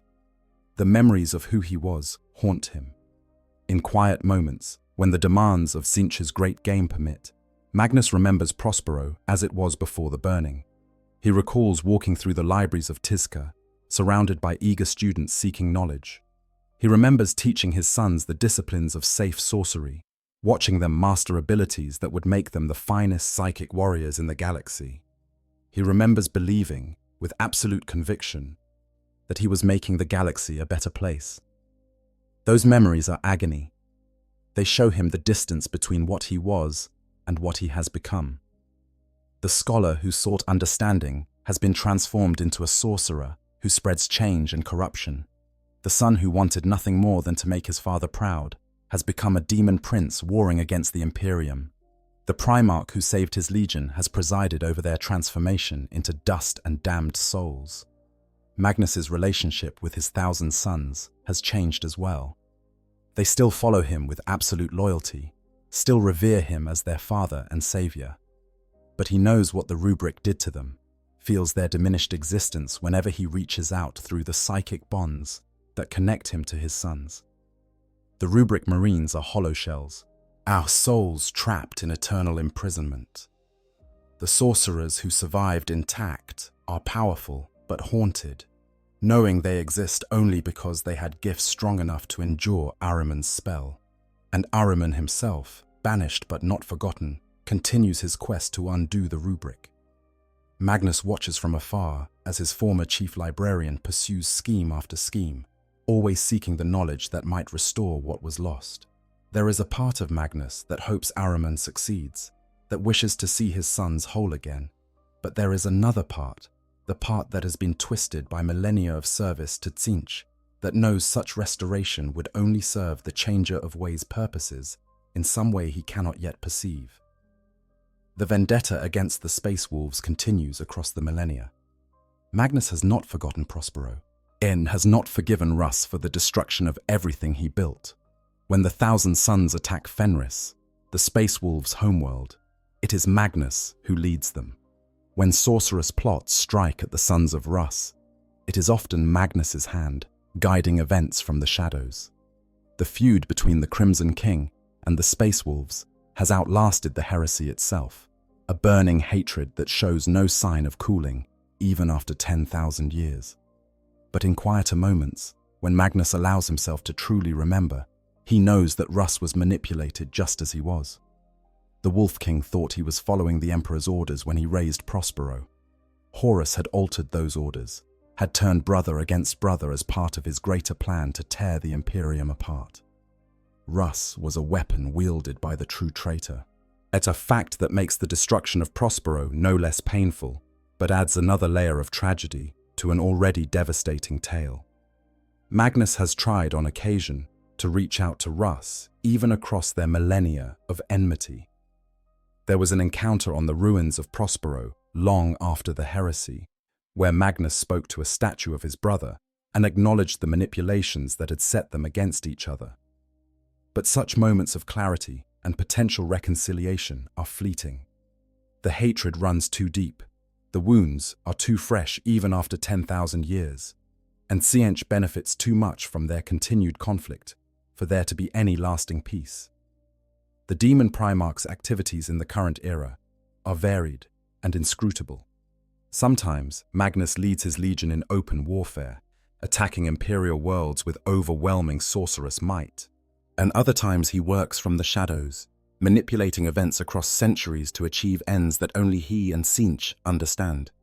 He has appeared at critical moments in imperial history, his interventions shaping the course of wars and the fates of worlds. During the recent conflicts surrounding the return of Reboot Guilliman, Magnus emerged from the warp to confront his loyalist brother. The battle between them was cataclysmic, two Primarchs clashing with the full weight of their power. Guilliman, armed with the Emperor's own sword and supported by the strength of his renewed faith in their father's vision, fought with desperate determination. Magnus, wielding sorceries that could unmake reality itself, seemed poised to destroy his brother. But the confrontation ended as so many of Magnus's efforts do, in with frustration and incomplete victory. The presence of the Sisters of Silence nullified much of his psychic advantage. Guilliman's tactical brilliance allowed him to turn Magnus's own powers against him, and in the end, Magnus was banished back to the warp, defeated but not destroyed, forced to retreat and plot anew. These defeats sting Magnus in ways that purely physical damage never could. Each time he is thwarted, each time his schemes come to nothing, he is reminded of how far he has fallen. The Primarch, who once believed himself capable of mastering any challenge through study and discipline, now finds himself outmaneuvered by brothers he once considered inferior in intellect. The scholar who prided himself on his understanding is now the pawn, moved about a cosmic game board by forces that care nothing for his desires or his pain. Yet Magnus continues, because what else can he do? He is bound to Tzeentch, unable to break free even if he wished to. He is damned beyond any hope of redemption, his soul so thoroughly corrupted that even if the Emperor himself offered forgiveness, Magnus could not return to the light. He is a demon prince, a being whose very existence is sustained by the warp and the worship of chaos. To renounce Tzeentch would be to cease to exist. So Magnus schemes and plots and wages his eternal war against the Imperium. He recruits new sorcerers to his cause, drawing in those humans who show psychic potential and are willing to embrace the path of change. He raids imperial worlds not just for conquest, but for knowledge, seeking out lost texts and forbidden artifacts that might add to his vast collection. He manipulates events from afar, setting in motion chains of causality that might not bear fruit for decades or centuries. The planet of sorcerers itself reflects Magnus's fractured nature. The world shifts and changes constantly, its geography never stable, its reality never fixed. The great library Magnus has rebuilt there contains knowledge from 10,000 years of sorcerer study, but it is a dark mirror of the libraries of Prospero. Where those archives had been dedicated to enlightening humanity, this collection serves only to deepen the corruption of those who study it. The tower Magnus inhabits, the Tower of the Cyclops, stands at the center of this mad realm. Atop it sits the Eye of Magnus, a vast psychic construct that allows the demon Primarch to observe events across the galaxy. Through this eye, Magnus watches the Imperium he once served. He sees it struggling against threats from without and within, notes its slow decay and growing desperation. And sometimes, in his darkest moments, Magnus wonders if he could have prevented all of this. If he had been more careful at Nicaea, more humble in his approach. If he had questioned the source of the power offered to him when he broke through the Emperor's wards. If he had trusted his father enough to explain the full scope of the dangers, rather than assuming he knew better. Could any of it have been different? Could Magnus the Red have remained loyal? Could he have been the defender of humanity he had always dreamed of being? The answer, he knows, is no. Not because he was weak or evil or corrupt from the beginning, but because Tzeentch had been guiding events from before Magnus's creation. Or the flesh change had been inflicted on his gene seed, specifically to create the conditions for his fall. The scattering of the Primarchs had sent him to Prospero specifically because it was the one world where his psychic nature would be celebrated rather than feared. Every step of his life had been orchestrated to lead him to this exact outcome. Magnus the Red had never had a chance. From the moment of his creation, he had been doomed to fall. All his intelligence, all his power, all his good intentions had been turned against him by an entity that played games across millennia with the fates of gods and mortals alike. He had been the perfect pawn, brilliant enough to believe he was playing the game rather than being played, arrogant enough to think he could outsmart forces beyond mortal comprehension, or loyal enough that his every action in service to his father could be twisted into the means of his damnation. This knowledge, this understanding of just how completely he was manipulated, is perhaps Magnus's greatest torment. He is a being who valued knowledge above all else.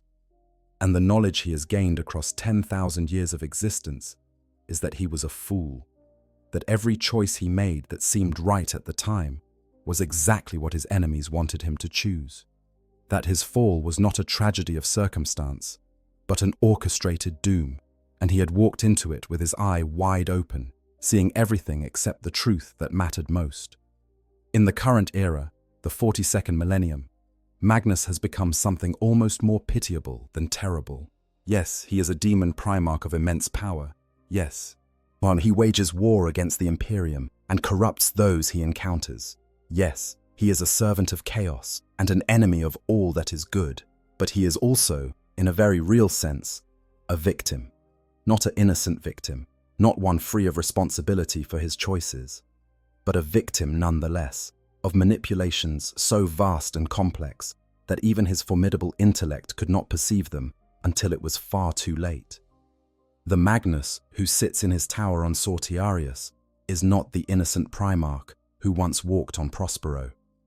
10,000 years of service to Tzeentch have changed him, corrupted him, made him complicit in horrors beyond counting. He has led raids that killed millions. He has corrupted worlds and damned souls. He has spread the influence of chaos across the galaxy, and taken satisfaction in his victories over the Imperium. But somewhere, buried deep within the demon Primarch's fractured soul, there remains a fragment of the scholar who simply wanted to understand. A piece of the son who loved his father and wanted to make him proud. A shard of the Primarch who believed that knowledge could save humanity if only it was properly understood and applied. That fragment suffers in ways that no demon should be capable of suffering. It remembers what was lost and knows it can never be regained. It sees what Magnus has become and mourns for what he was.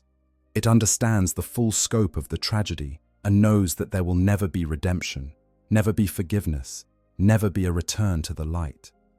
The demon Primarch, Magnus the Red, is a being of contradictions, immensely powerful, yet ultimately impotent, working toward goals he does not fully control. As possessed of vast knowledge, yet fundamentally deceived about the nature of his own existence. Surrounded by loyal followers, yet profoundly alone. The only being in the galaxy who fully understands the scope of his own tragedy. And he will continue to exist in this state for as long as the galaxy endures. Scheming and plotting, waging his wars, serving Tzeentch's inscrutable purposes. Never truly winning, never able to lose completely, trapped in an eternal existence that is neither life nor death, nor anything that a being who was once human should have to endure. This is what Magnus has become. This is the price of his fall. Not death, not even simple damnation, but an eternity as a pawn who knows he is being played, a servant who understands his servitude, a monster who remembers being a man. On legacy and conclusion, the most tragic Primarch. When we speak of the fallen Primarchs, we often focus on those whose corruption seems most complete, most absolute. Angron, transformed into a demon Primarch of pure rage, has lost so much of his humanity that he barely remembers being anything other than a creature of slaughter. Mortarion, the Death Lord, embraced despair and decay with such totality that his fall feels almost like a twisted fulfillment of his nature. Fulgrim sought perfection and found excess, losing himself in sensation and pride. But Magnus the Red stands apart from his fallen brothers because his tragedy is of a different kind. He did not fall because he was already broken, like Angron. He did not fall because he harbored secret resentments, like Horus. He did not fall because he was searching for gods to worship, like Lorgar. Magnus fell because he tried to do the right thing, because he cared too much, because he believed that knowledge and understanding could overcome any obstacle. In examining Magnus's story, we see a tragedy that operates on multiple levels. On the surface, it is a story of a son who disobeyed his father and paid a terrible price. But dig deeper, and we see a more complex tale of manipulation and predestination, of a being created specifically to fall, guided along a path to damnation by forces that began working toward that end before he even existed. The Emperor's role in Magnus's fall is one of the most debated aspects of the story. Some see the master of mankind as blameless, a father who gave clear commands that his son chose to disobey. Others see the Emperor as complicit in Magnus's doom, creating a son with vast psychic power, but failing to properly educate him about the true dangers of the warp, keeping secrets that might have prevented catastrophe if they had been shared. The truth, as is often the case, likely lies somewhere between these extremes. The Emperor was working on the Webway project, an endeavor so important and so dangerous that it required absolute secrecy. To tell Magnus about it would have been to risk the entire project, because Magnus's psychic presence was so bright that entities in the warp paid attention to everything he knew. By keeping the Webway project secret, the Emperor was trying to protect it. But in doing so, he left Magnus ignorant of the one piece of information that might have prevented disaster. If Magnus had known about the Webway, if he had understood what the Emperor was working on beneath the Imperial Palace, he might have chosen a different method to deliver his warning about Horus. He might have realized that a psychic message, no matter how urgent, was the one thing he absolutely could not send. This represents one of the great ironies of Magnus's fall. the emperor kept secrets to protect his work. Those secrets led directly to that work's destruction. The very precautions taken to prevent disaster created the conditions that allowed disaster to occur. The Council of Nicaea represents another critical juncture where different choices might have led to different outcomes. If the emperor had been more willing to distinguish between disciplined psychic use and reckless sorcery, if he had created a framework that allowed Magnus's methods while restricting the most dangerous practices, the Thousand Sons might have remained loyal. If Magnus had been less arrogant in his defense, more willing to accept restrictions and oversight, he might have salvaged something from the council. But both sides approached Nicaea from positions of absolute conviction.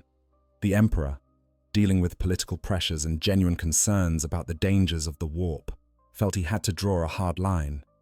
Magnus, convinced that his methods were safe and his knowledge essential, could not accept that line. The result was a decree that left Magnus feeling betrayed and isolated, setting the stage for his later decisions. When we compare Magnus to other tragic figures in Warhammer 40,000 lore, several parallels emerge. Like Fulgrim, Magnus was corrupted through his pursuit of perfection, though in Magnus's case it was perfect knowledge rather than perfect sensation. Like Mortarion, Magnus had warnings from those who cared about him, warnings he dismissed because he believed he knew better. Like Horus, Magnus made decisions that seemed logical in the moment, but were actually guided by chaos toward predetermined ends. But Magnus's tragedy is unique in that he never wanted power for its own sake. Horus desired to rule, Fulgrim sought to surpass all others. Even Lorgar wanted to be part of something greater than himself. Magnus simply wanted to understand. His greatest ambition was to be useful to his father, to use his knowledge in service to the Imperium. It's that such pure intentions could be twisted into the means of his damnation makes his fall all the more heartbreaking. The impact of Magnus's fall on the Imperium cannot be overstated. The destruction of the Webway project cost humanity its best chance at safe travel across the galaxy. The Emperor's imprisonment on the Golden Throne, forced to maintain the barriers that keep demons from pouring into terror, stems directly from Magnus's attempt to warn him about Horus.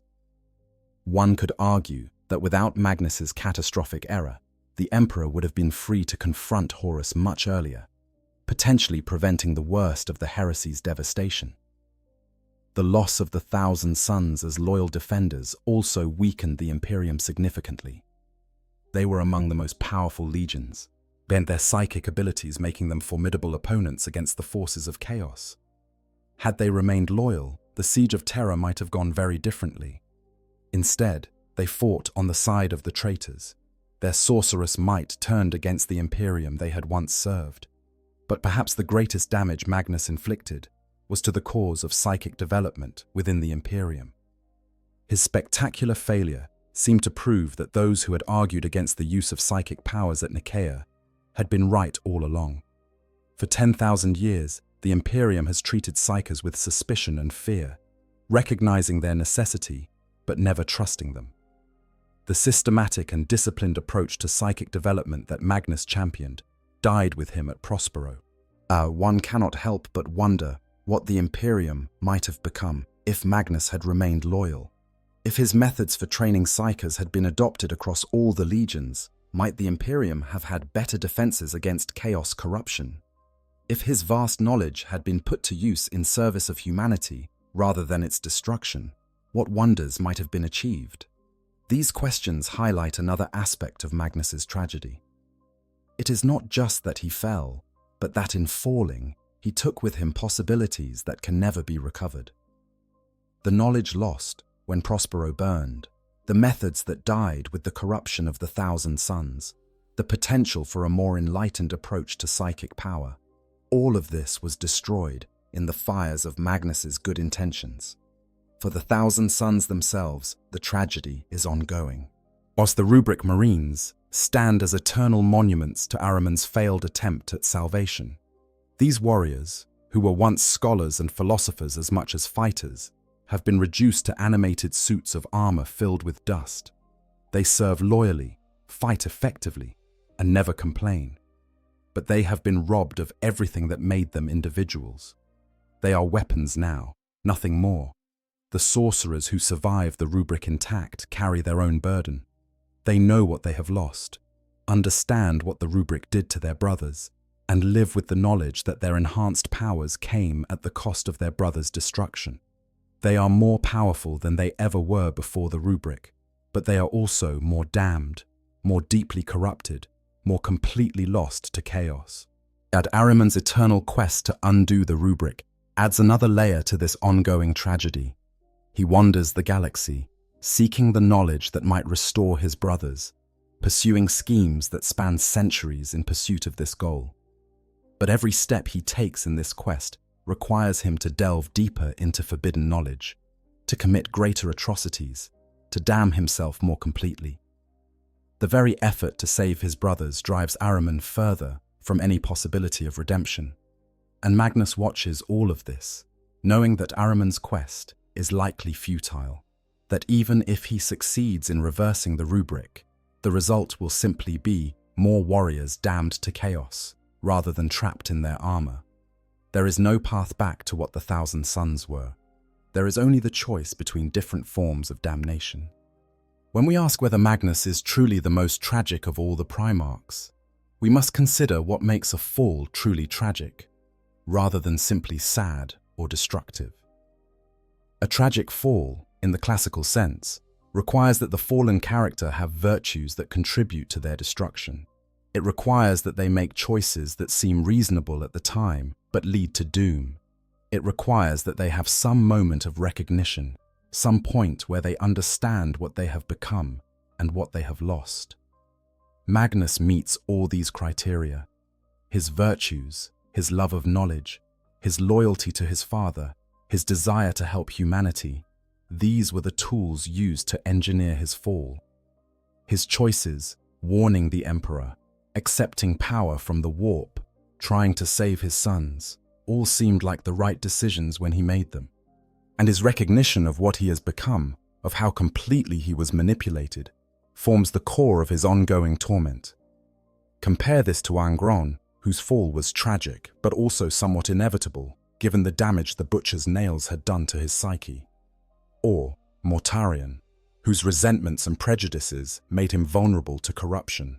Or Fulgrim, whose pride and vanity were always flaws that chaos could exploit. These Primarchs fell, yes, but their falls were rooted in existing weaknesses and character flaws. Magnus's flaw was believing that intelligence and knowledge could overcome any obstacle. In a rational universe, that would not be a flaw at all. It would be wisdom. But in the Warhammer 40,000 universe, where chaos gods manipulate fate itself, where the very act of seeking knowledge can damn you, Magnus's greatest strength became his greatest weakness. This is what makes his story so compelling and so heartbreaking. We can look at Magnus and see a reflection of humanity's best aspirations. The desire to understand, to learn, to use knowledge in service of a better future, and watch those aspirations lead directly to damnation. We see that in the grim darkness of the far future, even the best intentions and the most noble goals offer no protection against corruption. The lesson of Magnus, if there is one, might be that knowledge without wisdom is dangerous, that confidence without humility leads to disaster, that even the most brilliant minds can be deceived if they assume they cannot be fooled.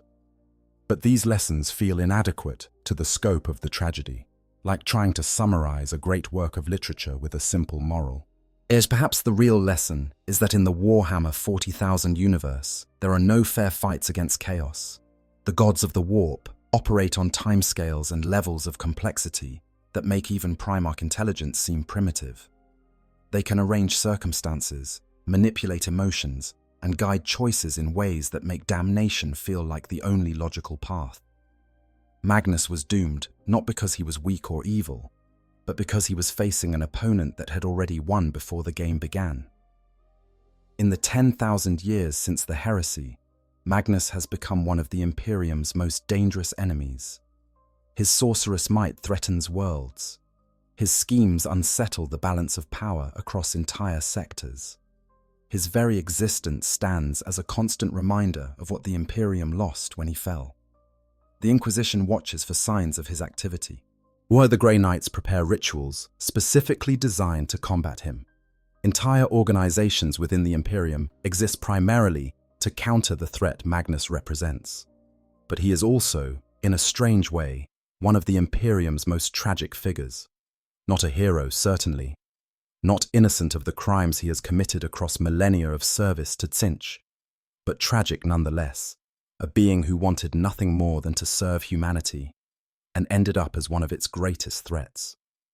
There are moments, recorded in various texts and witnessed by those with the psychic sensitivity to perceive such things, when Magnus seems almost regretful.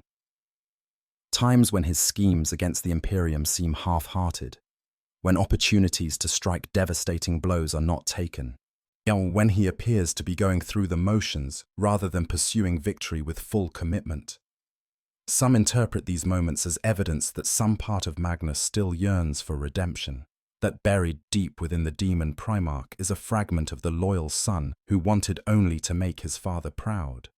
Others see it as simply another layer of Tzeentch's manipulation, the changer of ways, ensuring that Magnus remains perpetually conflicted, eternally tormented by what he has lost. The truth, as with so much about Magnus, is likely unknowable. He is a being of contradictions, a demon who remembers being a man, a servant of chaos who once fought against it, a Primarch who has become everything he once opposed. To ask whether he can be redeemed is to ask whether 10,000 years of corruption can be undone. Whether a demon prince can reject the god he serves and survive, whether the chaos gods would permit one of their greatest champions to escape their grasp. The answer to all these questions is almost certainly no. Magnus is too far gone, too deeply changed, too completely bound to Tzeentch to ever return to the light. Even if he wished to, even if the Emperor himself offered forgiveness, the transformation Magnus has undergone is too fundamental to reverse. He is not a man who has done terrible things. He is a demon who remembers being a man. And those are not the same thing. So Magnus endures, and will endure, for as long as the Imperium and Chaos exist in their eternal struggle. He will continue to wage his wars, pursue his schemes, serve purposes he does not fully control. He will continue to remember what he was and mourn for what he has become. He will continue to exist as the galaxy's most poignant reminder that the road to hell truly is paved with good intentions. When future generations look back on the Horus heresy and the Primarchs who fell, they may see Horus as the greatest traitor, Angron as the most savage, Mortarion as the most bitter. But they should see Magnus as the most tragic, because unlike his brothers, Magnus was trying to save everyone right up until the moment his actions damned him. Unlike the others, his fall was not rooted in rage or resentment or ambition, but in love and loyalty, twisted into betrayal by forces beyond his understanding. The Crimson King sits in his tower on the planet of sorcerers, surrounded by the accumulated knowledge of 10,000 years. As master of sorceries that can reshape reality itself, he is one of the most powerful beings in the galaxy, a demon Primarch whose name is spoken with fear across the Imperium. And he is alone, profoundly, completely alone, in a way that perhaps no other being in the galaxy can truly understand.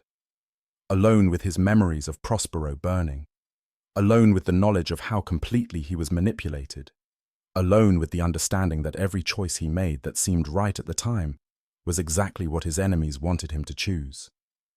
This is the tragedy of Magnus the Red, not that he fell, but how he fell. Not that he became a demon, but that he became a demon while trying to be the best son he could be. Not that he is damned, but that his damnation was accomplished through the very virtues that should have saved him.